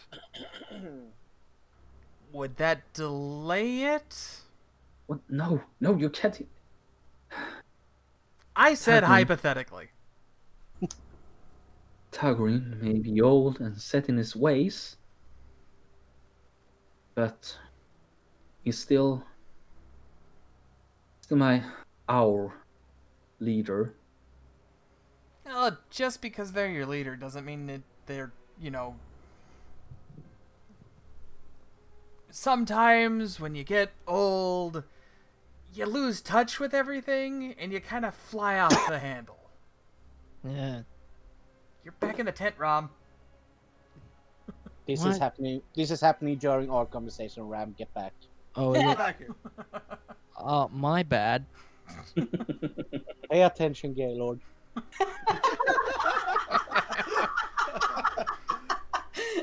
Okay, that aside, is there any way we could delay it? Maybe, Unless your silver-tongued friend manages to work his magic on Tagrin, which I highly doubt. really? Because, Um, the dude can talk his way through the 9 hells. I suppose if anyone could do it, it'd be him, but I'm afraid that Tagrin has made up his mind. He I feel like you're being real defeatist here. You just need to try to focus on the good. There's got to be a reason why the Morrigan let us go here. Well, I did just get properly shoot out and threatened with exile, so Well, if forgive me. you do get exiled, you are more than welcome to join our band of fuck-ups. I suppose that's a small comfort, but a comfort You'll get to nonetheless. see interesting places and meet terrible, terrible people. Yeah, I would be, wouldn't I? And I'm not just talking about us. I mean, the rest of the world. There's people out there. Well, actually, people in general kind of just suck. I know. I know. I have seen them. I have lived with them. Well, I mean, if all else fails, you can watch us all die, because you said you managed to survive the apocalypse. Although I have a strange feeling that the Morrigan wouldn't let us die. She'd probably turn us into weird magical revenants or something like that. I really don't like that we're in debt with the Morrigan. You really shouldn't. Fey pacts are dangerous things. Yeah, I'm kind of hoping that our friend, the Fey named Slickback or whatever his name was, that favor might be able to kind of save us at some point in time. I was going to use it for selfish gain, but the deeper we get into bed with the Morrigan, the more I'm looking for ways out. Well, then you just trade one favor for another one. Fey are capricious creatures. They Not change their trading mind on it. a whim. We saved him. He owes me one thing for saving him. And then we're even. Do you truly believe that that is how the Fey minds work? Let me have this, Ronnie. It's the You only seriously- positive I can get out of this situation at the moment. And she begins to chuckle a little bit and then just smells and says, "Are you drunk right now?" Unbelievably, I had the worst fucking dream last night. There was cliffs, there was cackling, there was like dead bodies and gore spread about. It was... Wait, what? Yeah, What well, did you- actually, it wasn't just me. Leo and Siggy had it too. What? You didn't... That feels like something... I know, right? Something we should go over and not ignore? That's what we said too! But everybody else, Siggy included, was like, no, let's go blah blah blah. We don't need to discuss this. It's clearly something that can wait until later. Alright, Oh dear walk me through God, it. I'm going to need another drink. Well, unfortunately, we do not keep alcohol here. That's okay, the elf child down below has a stockpile of ale. Why does the child have a stockpile of ale? I don't know, but it's the only thing that's going to get me through that. Especially if that happens again, because honestly, I'm a little afraid of tonight. See the scene. Ronnie takes a deep breath and says, "Alright, walk me through the dream, and try to recall as much of it as possible." Nick will do that. And she listens. And as you're doing that, the others finish up their conversation with Tagrin and exit the hut. And then you it was see- just laughing, like cackling, like mad. It was fucking weird.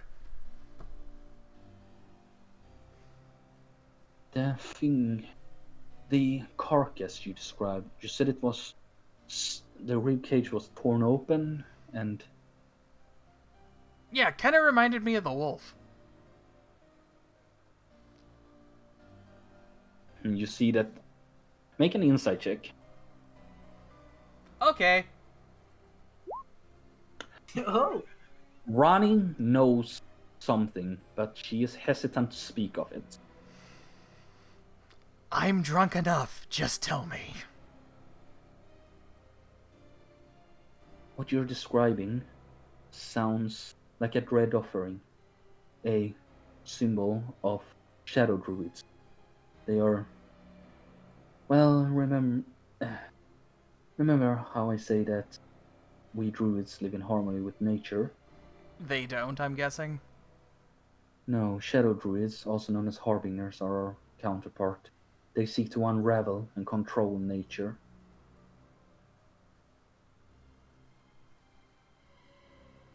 Huh. This is worrisome. I'll say, yeah. Well, I the mean, shadow druids are not a myth, anyways. They were real at one point in time, but during the time of the Fey Plague, they were supposedly destroyed. I think someone survived. And if they didn't survive, somebody started learning their shit again. That would You said explain. we were out of the Yeah, hunt by this. you see all this conversation right now. Yep. Don's gonna walk off. So, good news or bad news first?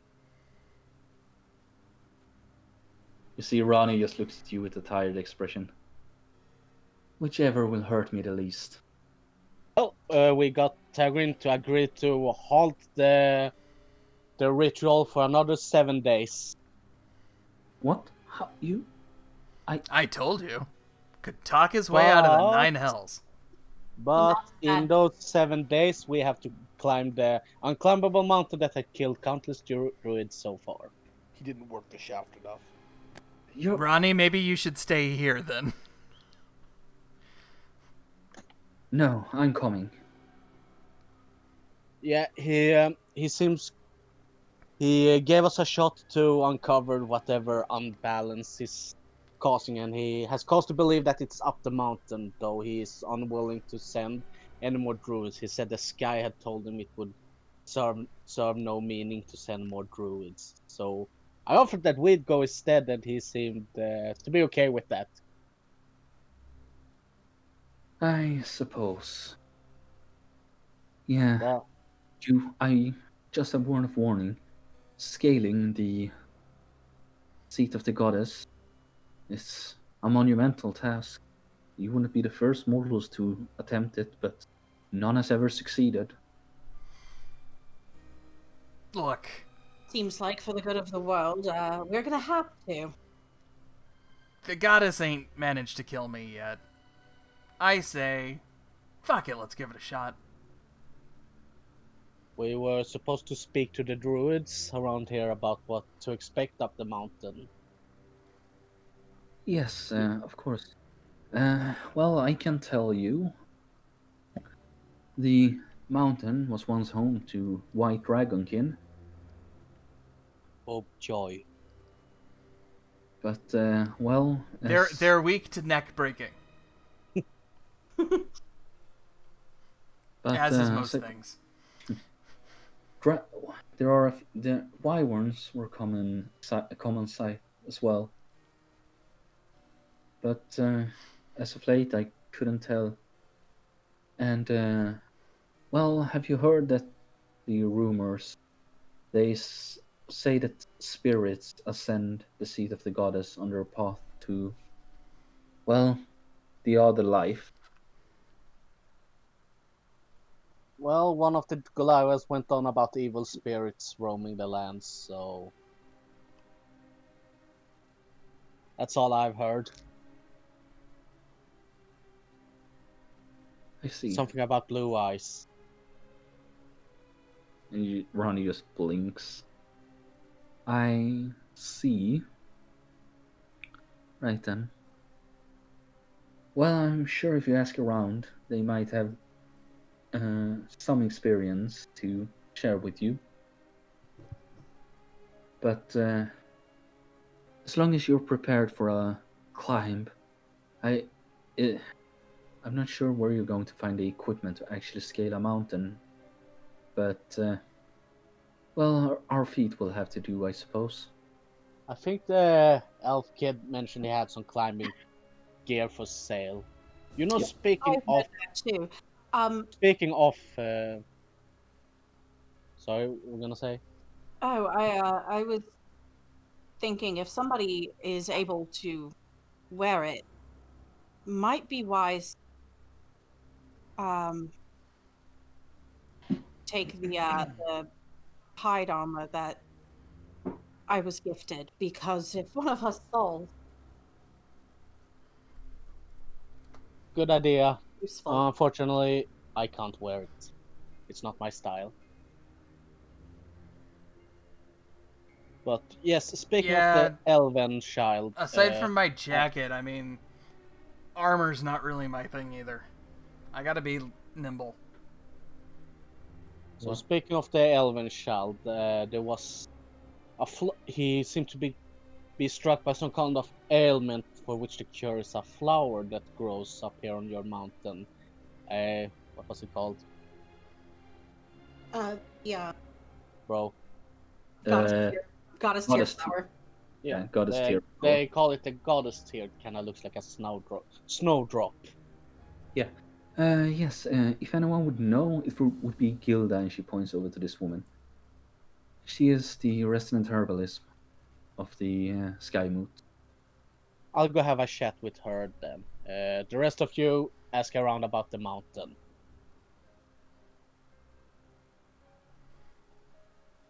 All right. Yep, and yep, prepare your anus. This is where I say Ronnie can actually wear medium armor. You can just slap it on her if no one else wants to wear it. Protect the heel. Protect the heel, bitch. Oh yeah, I was actually going to ask Ronnie, so I'm glad you mentioned it. Hey, we're climbing a mountain. What do you know about it? No, go ask the others. I She's the lady who knows about the plants, dipshit. Oh, Ronnie. Mm-hmm. we're But, climbing a mountain. What do you know about it? Would this be something you could get use out of? I suppose this is Goliath, mate. Where did you get it? It was a gift from one of the druids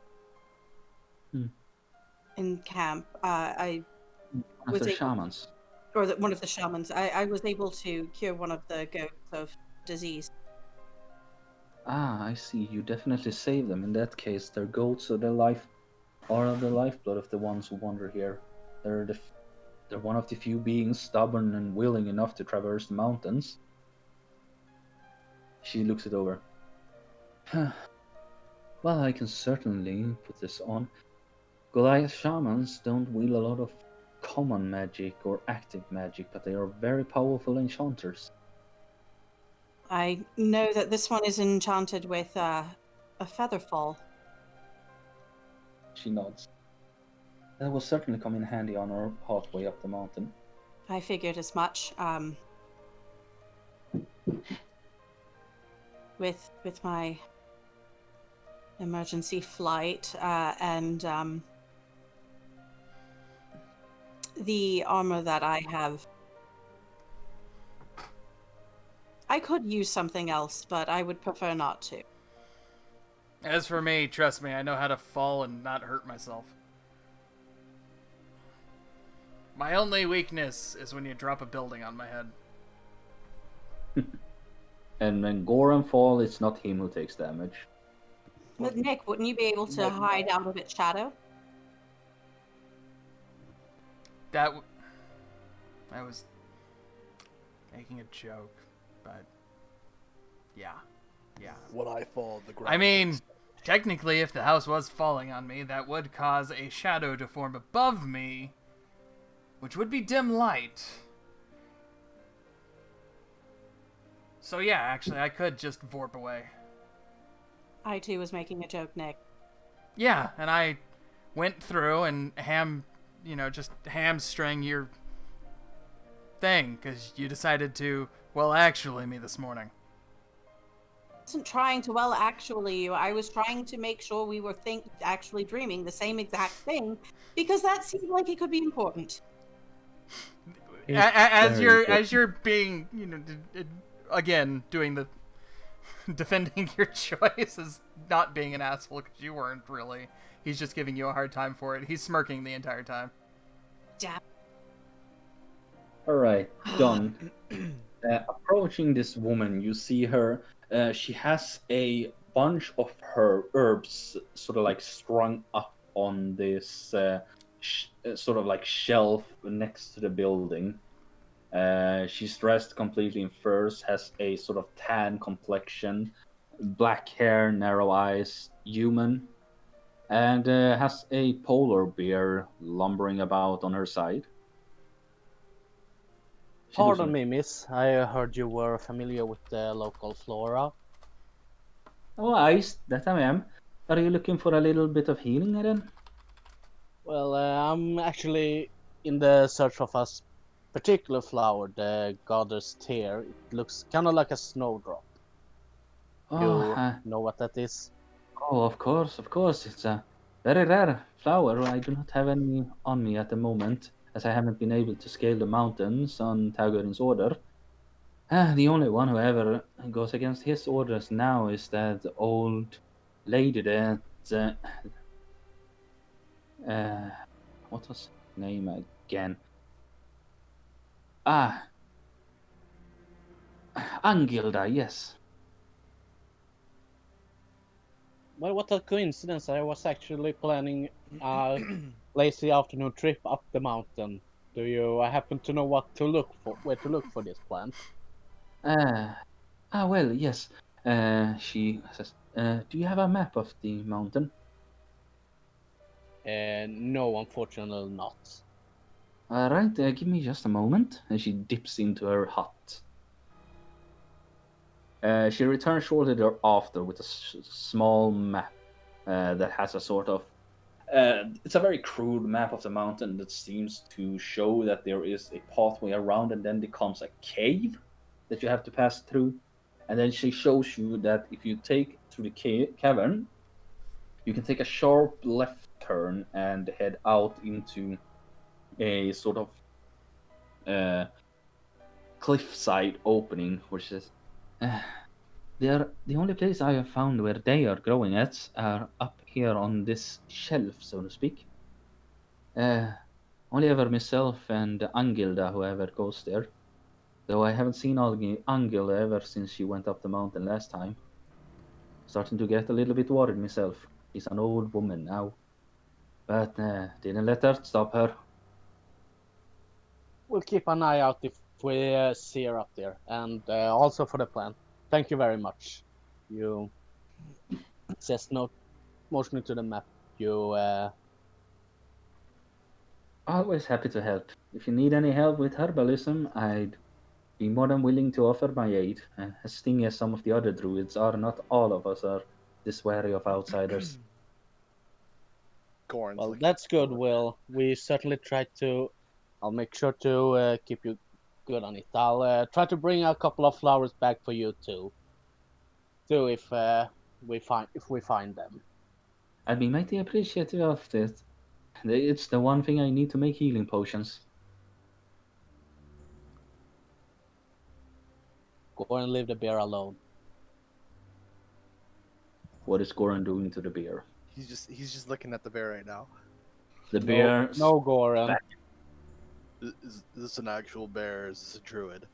is an actual bear. Can I pet the bear? Make an animal handling check. God, Goran. Animal handling. I had to reset my game a second ago. I'm gonna open the shit all back up again. Do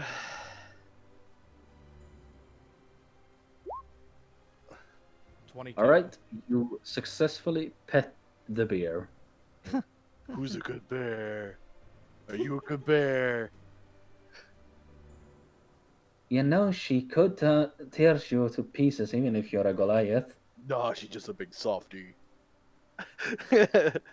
Well, that she is. I really deny that. And you are indeed petting a big softy bear that acts like an oversized dog.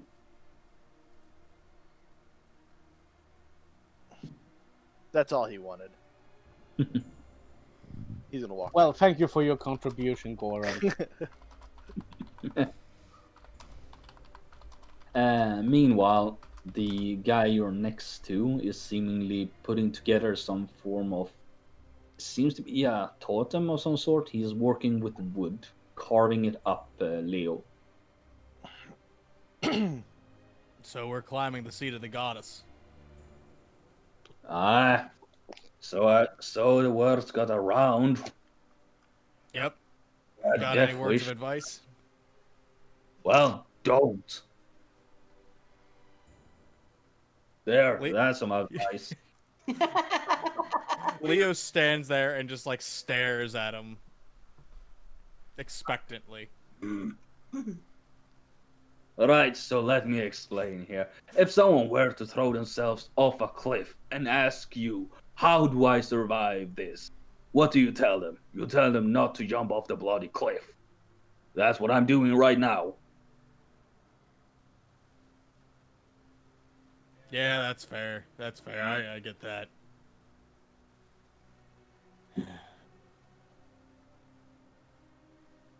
You could tell him to wear a parachute. Shut up, you're not there. Do you have any sort of I'll be right back. information that you can give me on what to expect other than imminent doom? Wyverns, white drakes, bunch of wild animals. They seem to congregate along the mountain for some reason. Landslides, avalanches, dead drops, caverns, and nature knows what hides in those. Adelette's going to carefully approach this druid here with all of the wolves and keep away from the wolves as much as possible. She's in fact is going to go here. Well, Alright. You've been a great help. Bill walks away. So anyway, We're fucked. as Leo walks back over, and there I am, right there on the frickin' battlements of this castle, and this guy drops, I think they call it alchemist fire. I don't know, it's this like glass thing filled with fucking fire, right? It explodes in my face, sends me falling down like 3 flights of stairs. I broke like 4 ribs, my hip, and my shoulder. Broke the shoulder, did not dislocate it. Actually broke my shoulder. Seriously. Huh. She And keeps trying to kill me, and I keep surviving. Well, She might some would succeed call this it a time. blessing, but in your case, it almost sounds like a curse. Ronnie responds. I mean, I did survive a literal building dropping on me, although that one I didn't have a cleric nearby to patch me up with good magics like you do recently. Not that you're a cleric, but you know what I mean. I get what you're getting at. So that's why my knee's actually fucked up. Leo Because- looks at Ronnie. It just gives her an understanding nod. Wait, he slowly turns to Leo. Wait, you like to knock down buildings? Yep. Well, this Aims a convers- pointed view at you. You ever been to... I forgot the name of the city. Soldarin's capital, or Of course, why would I write that on my bio? let's see. The capital of Soldarin is Oh. called Antolin. Andorlin. You ever been to Andorlin, yes. Andorlin? Yes. He That is- looks over at Leo.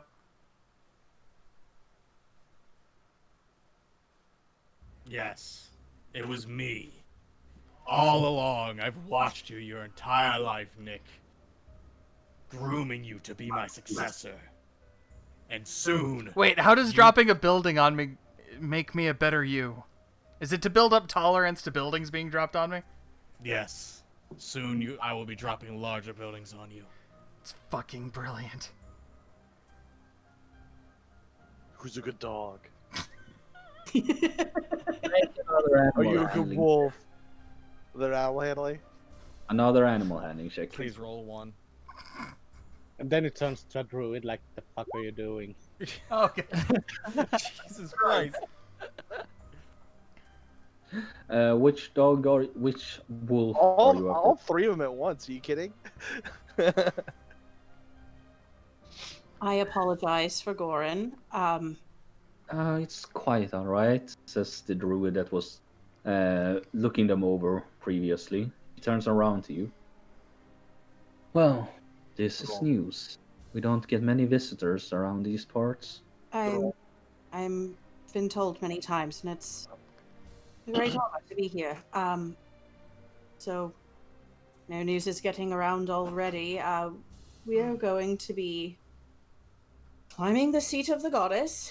And I was wondering if you had any ideas of what to expect.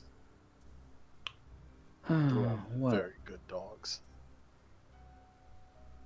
the well, the path is a treacherous one, but at the very least, the first day or so should be relatively safe in terms of terrain. We used to scale those all the time. You'll probably find some of our old structures to help navigate, bridges, steps, other such things built from wood. They should still be holding up today. You'll know that you're off track when you see poles driven into the ground with a blue ribbon. If you see one with a black ribbon, however, you must turn back immediately. The black ribbons are not tied by us. We do not know who ties them to the poles, but anyone who ventures past a black ribbon has never returned. See. It sounds like we need to go past the black ribbons. I really would implore you not to do that. That might very well spell your doom, but, well, you do you. Who's a big strong wolf? Yes, you are. So have the blue ribbons been taken all the way to the top? No one has ever actually gotten all the way to the top of the seat of the goddess.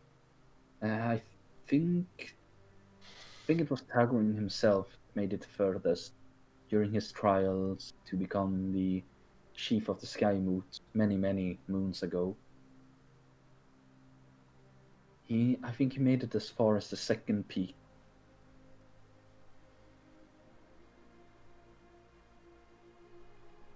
With meta knowledge, would I know how many peaks there are to it?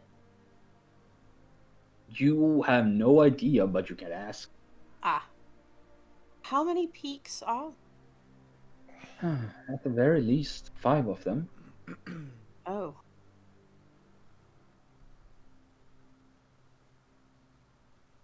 How long did his journey take? Oh, Tagrin, he made it to the second peak in, I believe, on his own, 3 days.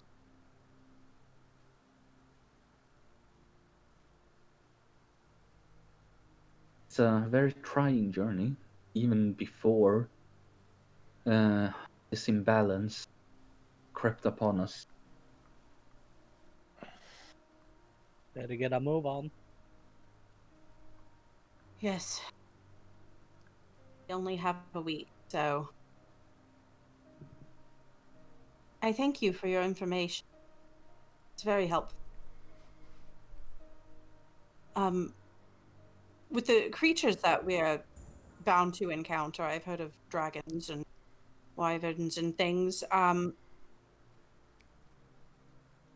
Have you heard any ways to either avoid them or pass through unscathed without harming? Well, the dragons are sacred to us, but they will attack you on sight if they see you. Right. You, I know that they are sacred, and I want to honor that. well, sacred as in, if they attack you, we will not. Well, you are allowed to defend yourself. The ways of nature are open to all who walk it. You are not expected to lay down and die if that is what you are asking. But if you want to avoid them, the best bet is to stick close to the cavern systems and avoid the edges. If there even are any dragons left. Many have left the peaks in the past few years. Is that because of the imbalance that's been going on? Tagrin believes so, yes.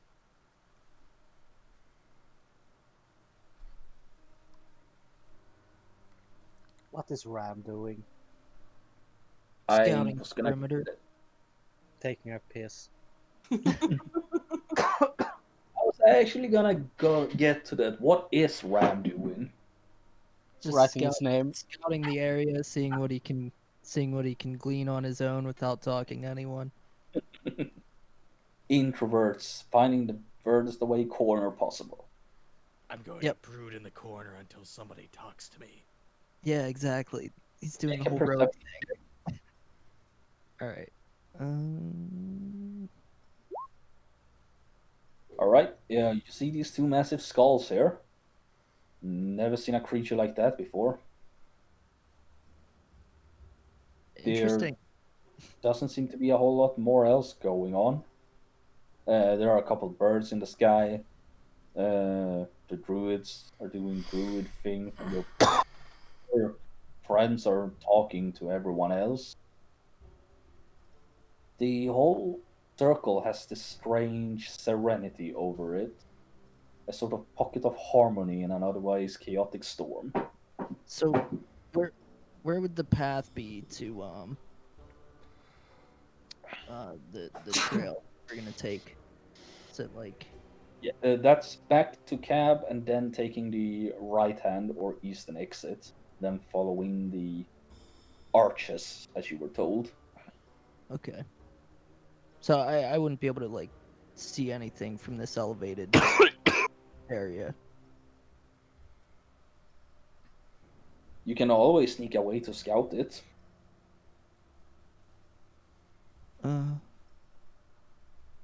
don't know. That's probably a death sentence. I don't know. Split the party and go ahead. Nah, I'm gonna reconvene with my friends. Go ahead, Dan. Gaylord. And so then there was this one time, right? And this guy, he's like, he made himself some sort of weird, like, sword arm. Apparently, he'd lost it fighting with a tiger. I gotta go. I gotta.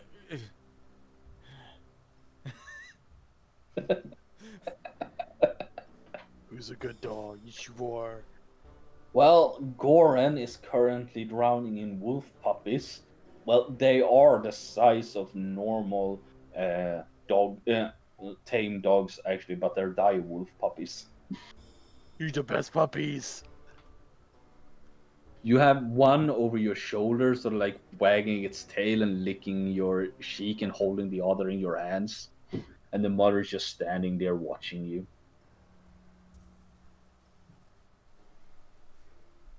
He is playing with the puppies. Goran likes the animals.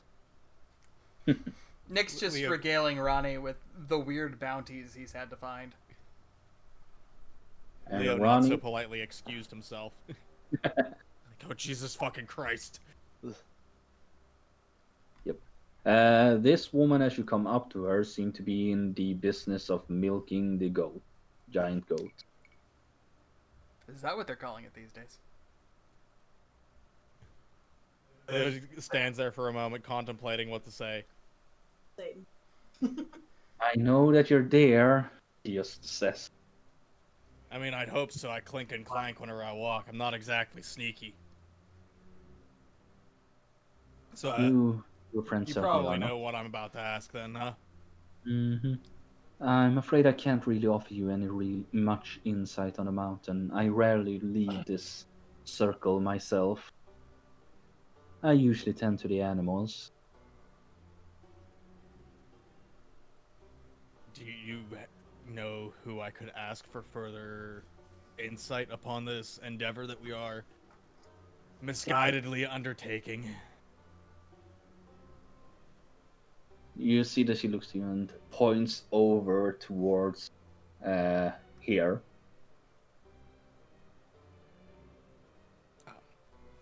The one that Irildin, the one that your friend, the blonde one, is speaking to is one of our oldest members of the circle.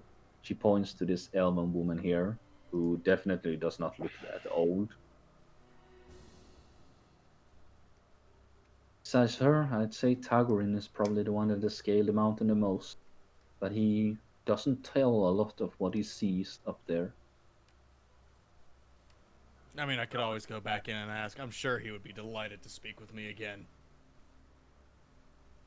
You seem like a nice enough fellow.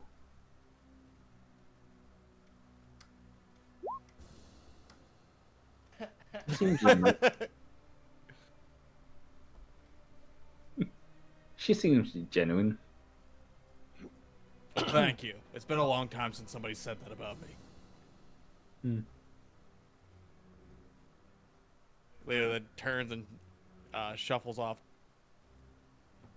pausing to hear what stage of whatever bullshit Nick's on about. And I shit you not, Ronnie. He had some sorcerer bind his soul to a suit of armor in order to avoid paying taxes.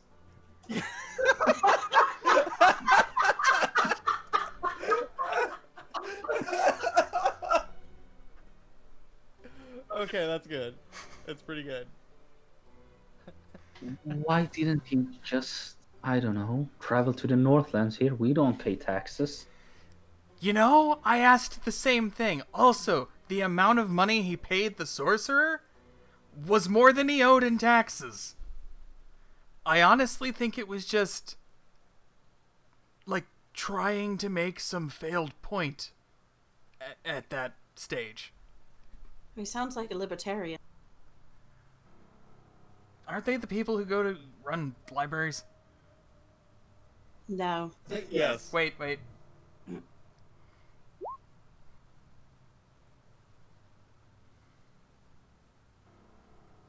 He's trying to lie to you about that. He knows what a libertarian is. He's just being Nick. Sure. Shit heel. Well, then let me try this. Oh my god! You're just about to correct him when you realize. He grins. I sigh. Alright.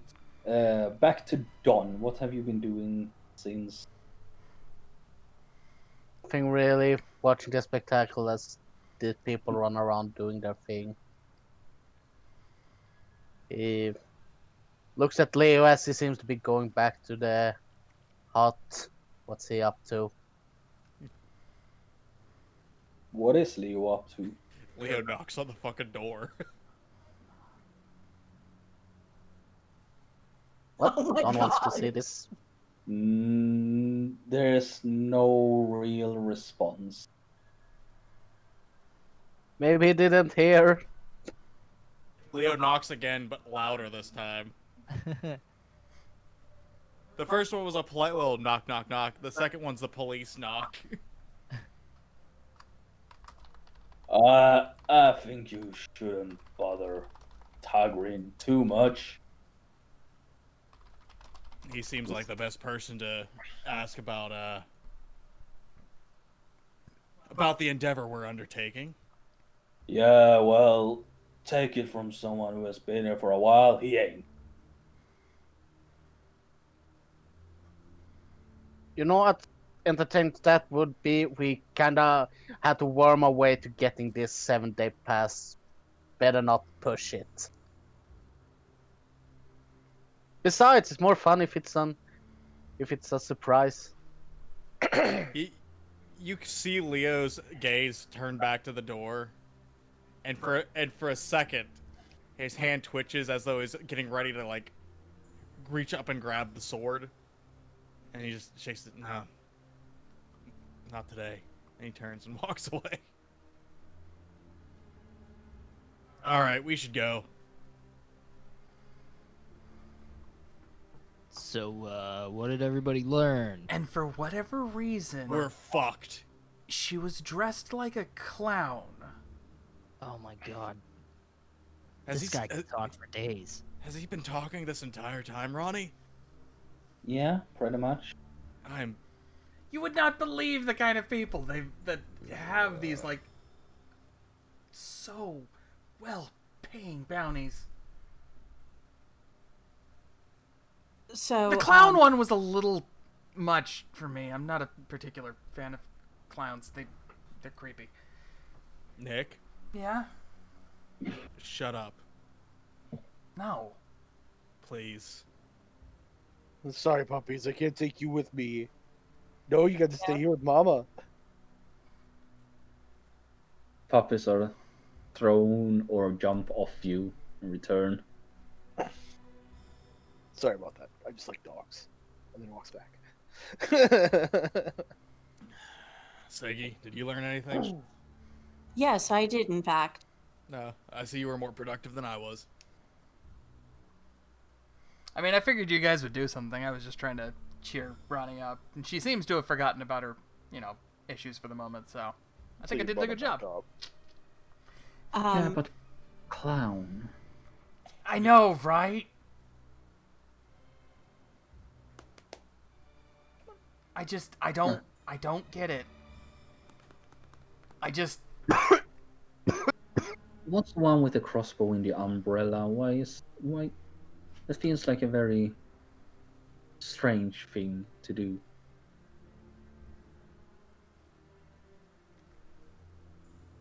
Strange, yes, but inventive. The real question is why the front porch of the mayor's house at 2 a.m.?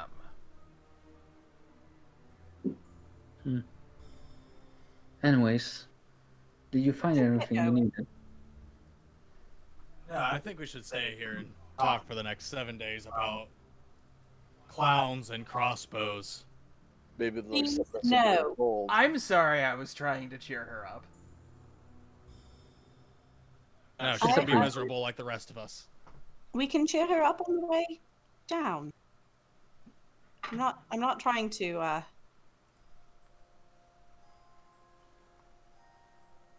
stifle you there, Nick. It's just We gotta go. Right. Yeah. And I said, sure, let's go. Let's go now. Yes, sure, let's go. I stopped talking.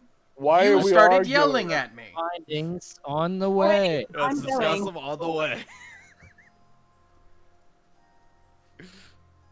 Your people are kind of strange sometimes. No, they're just as much of an asshole as I am. I don't And mean as he- I said, like to think I'm fairly nice. Yeah, So- that's true. Big guy's nice. Yeah, Meatball's alright.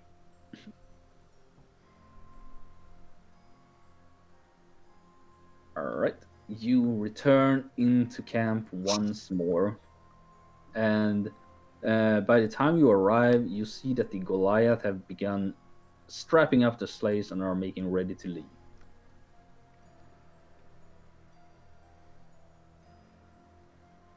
Hey. Do you think maybe getting one of those goats would be a good idea? They need the goats. the goats are their livelihood. No. Dawn is gonna move over to the merchant. So it looks like the Goliath's packing up. How about you? How are you looking? I'm going to be here a bit longer because Lug won't let me leave. And he just looks to the half giant. And the half giant expectantly look to you guys. Well, Is it okay? that's good. You're gonna stick around because, well, this looks to look.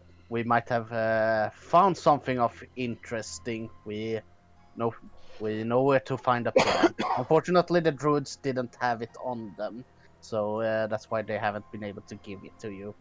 She was a very nice lady, their apothecary. I'm certain she would have shared if she had the means.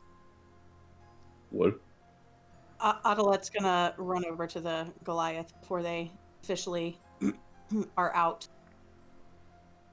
They stop for a moment. Meanwhile, Lug looks towards you and says, Well, where Lug find it then?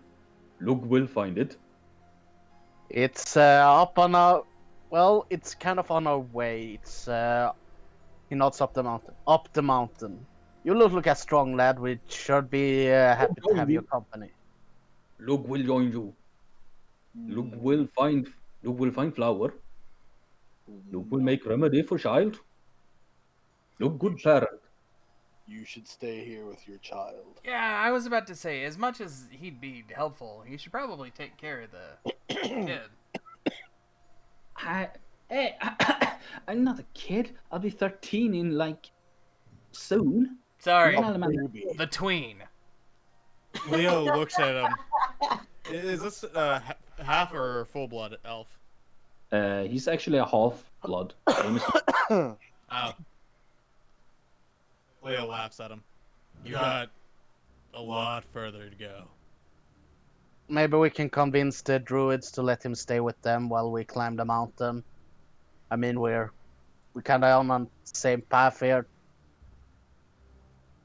Although speaking of, you mentioned you had some climbing gears for sale. Oh yes. And I would like another bottle of that ale. It was pretty good, actually. No. Nick, What? I'm gonna need you present. I didn't say I was gonna drink it now. So one now, one for the road. Yes, sir. You see that he delves down and brings up 2 other of these kegs. Along with, as he rolls the kegs on over, they stop short by this branch here that he was sitting on. And then he brings up a set of climbing gear. Double check what that's worth real quick. Alright, very well. The ale comes to 3 gold pieces apiece, and the climber's kit will cost you 50 gold pieces. Is that for one kit then? Aye? Well, a hard. kit should be able to help 2 people at the very least per turn. I don't got that kind of money on me. I do. I'll buy the damn kid. Oh, it's about time you did something. Oh, shut up. Thank you, and he takes it. Not And really. You know, earlier you sold me one of these kegs for 1 gold. Ah, yes, but you know, supply and demand. Jabali balls there. Hey, Siggy! How much does climbing gear weigh? Yes. How much trouble would I get in with the goddess if I beat a child? Don't do it. I'd be more worried about the trouble you get in with the giants. You're no big child! Big man, it's called a joke. Look, don't do jokes. Clearly. Would I love to turn see you around try. And speak to the giant in his tongue and say, "Don't mind my friend. He's pretty drunk and dumb." Well, he is pretty dumb, that is true. Yeah. He responds in giant and then goes back. The climber's kit weighs 12. It I don't know what you includes said, but I want to hit you. It involves special pythons, boot tips, gloves, and a harness.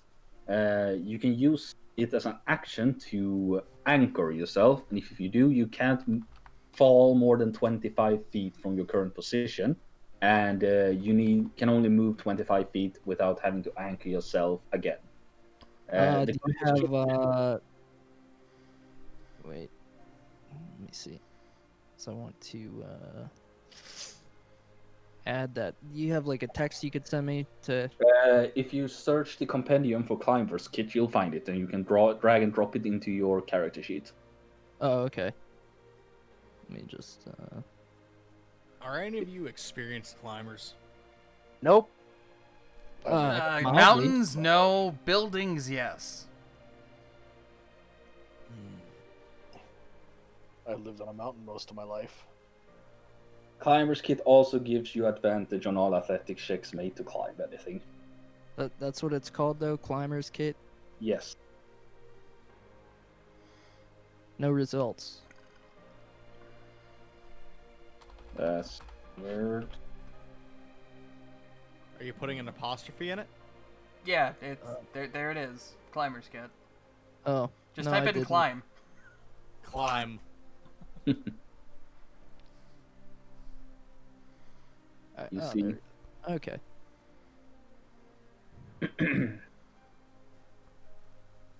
Adlet, you're catching up with the druids. They recognize you as you come running. Oh, hey! It's the one that helped us the other day.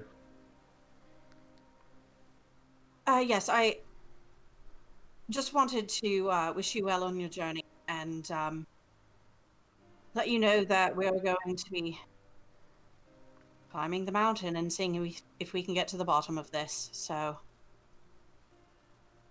hopefully your land will be safe again. Huh.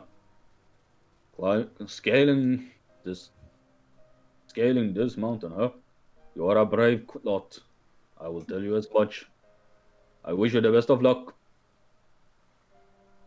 And You as well. beware the spirits with the blue eyes.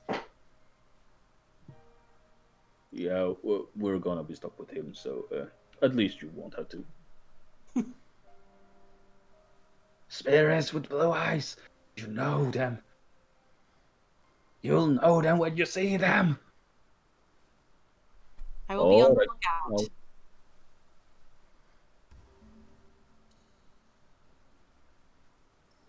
And Maybe if I can get my mouse back from around my cat.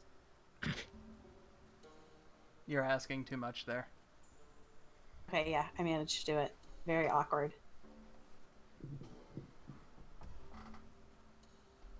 Are there any other climbing equipment that's unfortunately, I only have this one. But I got a few more pythons. If you're interested, that would be good. a single silver piece per python. Are you still interested in the ale, my friend? No, I don't need to get drunk that badly. Ah, for shame. Oh well, it will be here in cold when you return from the mountain. Maybe, unless others get a taste for ale. And he goes and grabs a couple of pythons. I'll take Yes. 4. 4 in total. That will come down to a total of 2 gold pieces or 20 silver. I thought you said they were a silver apiece. Oh, yeah, he did. Oh, of course, yes. Where my math? 4 silver pieces. I hand over the 4 silver. I'm surprised the And price you didn't go up after the first one. It did. Supply and demand. Got any rope? I do, Or- actually. Well, I don't. You got Ah. any for sale? I got rope too. Certainly. I have Yeah, I do. I have sturdy silken rope for 50 gold pieces and a set of normal hempen rope for a mere 20 gold pieces.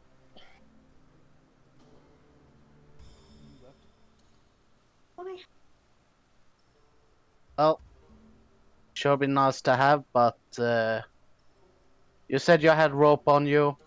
How much rope do we have? I got 50 feet. I've also got 50 feet. Do you That's- need rope? It's weird. I've also got 50 feet. Huh. We all seem to have 50 feet of rope.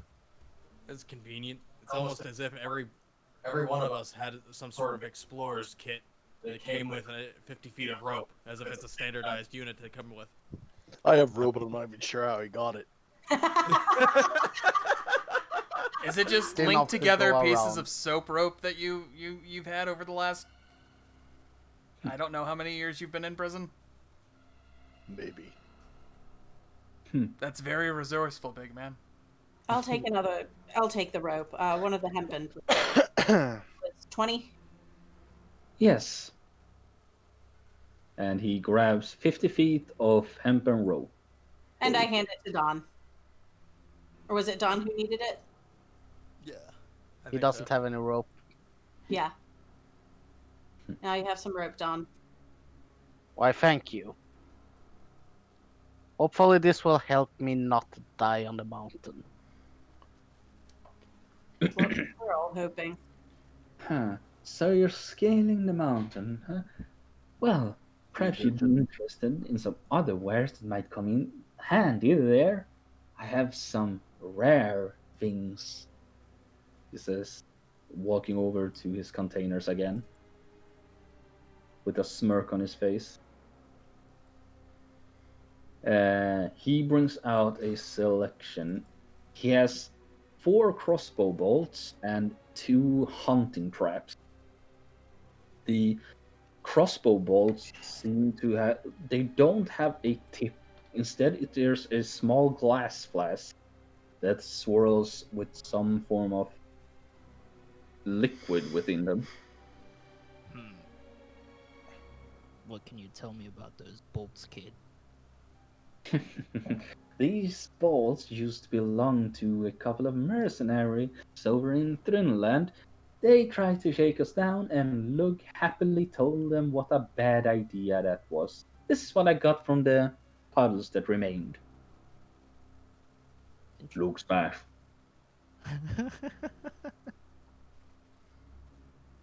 You know what's in that? He holds up 2 of them. These contain alchemist's fire. Once this begins to burn, nothing puts that out unless they roll around and do a whole show. And these contain simple acid. How much you want for them? It's pretty strong ammunition. I'd say 25 gold pieces per piece. Oh. You're breaking my balls, kid. Supply and demand. Yeah, supplying. What about the hunting traps? They are expert make. I got them from the Goliaths, actually. They definitely seem to be well-designed hunting traps. You have one in your inventory right now. I These did not. ones... I lost it. Ah, right, you did. They look like the ones you've used before, though these ones are made from massive, solid steel rather than iron, and they seem a bit sturdier and more easily concealable than the others. How much do they weigh? Let me see what a normal hunting trap weighs. I think 25. Yeah, these weigh less. They weigh about 15. Okay. And how much? Oh, for the traps, let's go with 25 gold pieces per them as well. It's a fair price. They're good wares. Okay. I'll take one of the traps and all of those bolts. Happy to make business with you, and he gives you the bolts and the trap. Okay, so that's 125. You can add 2 alchemist's fire and 2 acid from the compendium to your kit. They are currently attached to a crossbow bolt, so rather than a normal range of those items, you can use your crossbow to attack with them. Alright, hang on a second. Let me adjust my gold to 23. Wait. 28. There. Whoops. Yeah, make sure to not whiff those shots, so they're gonna cost 25 gold pieces. Yeah, I know. So, alright. 2 alchemist fire. And 2 acid. Okay.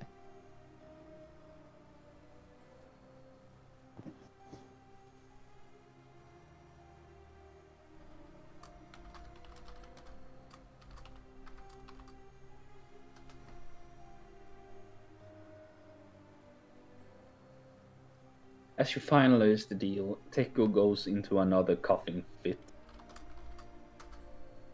This one a little bit longer than the previous one.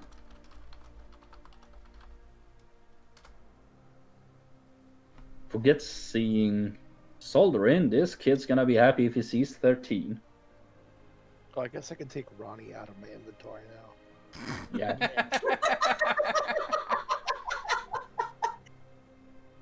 Might want to do that.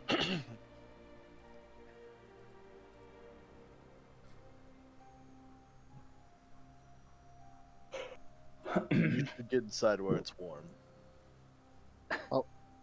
As he kind of does, well, the others does the bargaining. Don is actually gonna go speak to the 2 druids watching the gate.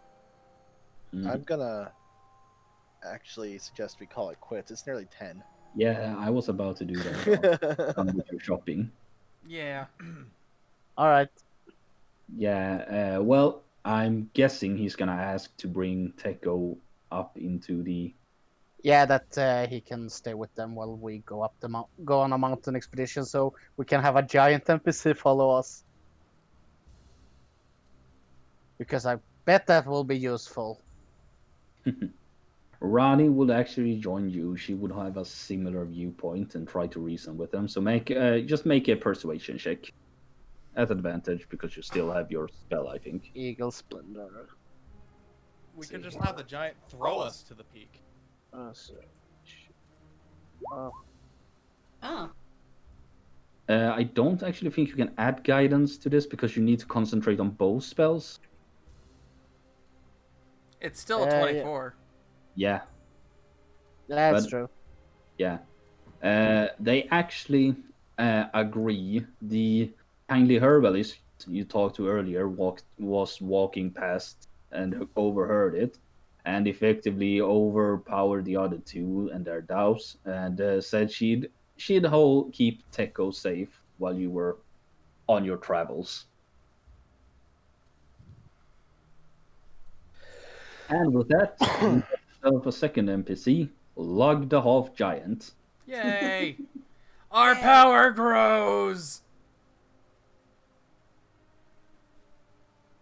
And that's where we'll call tonight's session. Yay! Our power grows. Your power grows indeed. Because now you're 7th level. Yay! What's Cool. I have no clue what I get. Wait, no. I think I get evasion. You get So- evasion. Yeah. You get bullshit. I'm even harder to kill. You need it. You've been close a few times. Yeah, yeah. I also realized upon looking at my Shadow Step ability that it doesn't have a cooldown. I thought it had a cooldown. As long as I have a bonus action and I'm in a dim light, I can teleport. Yep. I get nothing except a 4th level spell. Yep. Yeah, that's a 4th level spell. I get 104 hit points. Also advantage on all initiative. Plus advantage on all initiative. Also, you can roll hit dice and see if you can get more than 104. That's right, but if I roll it, do I have to keep it? Yeah. Yeah, You get to see, that's the reroll thing. 1 and 2. Say what? You can reroll if you get a 1 or a 2 on a d12. Right. You can On that note, reroll- I'm going to end the stream. Bye, stream. Bye, stream.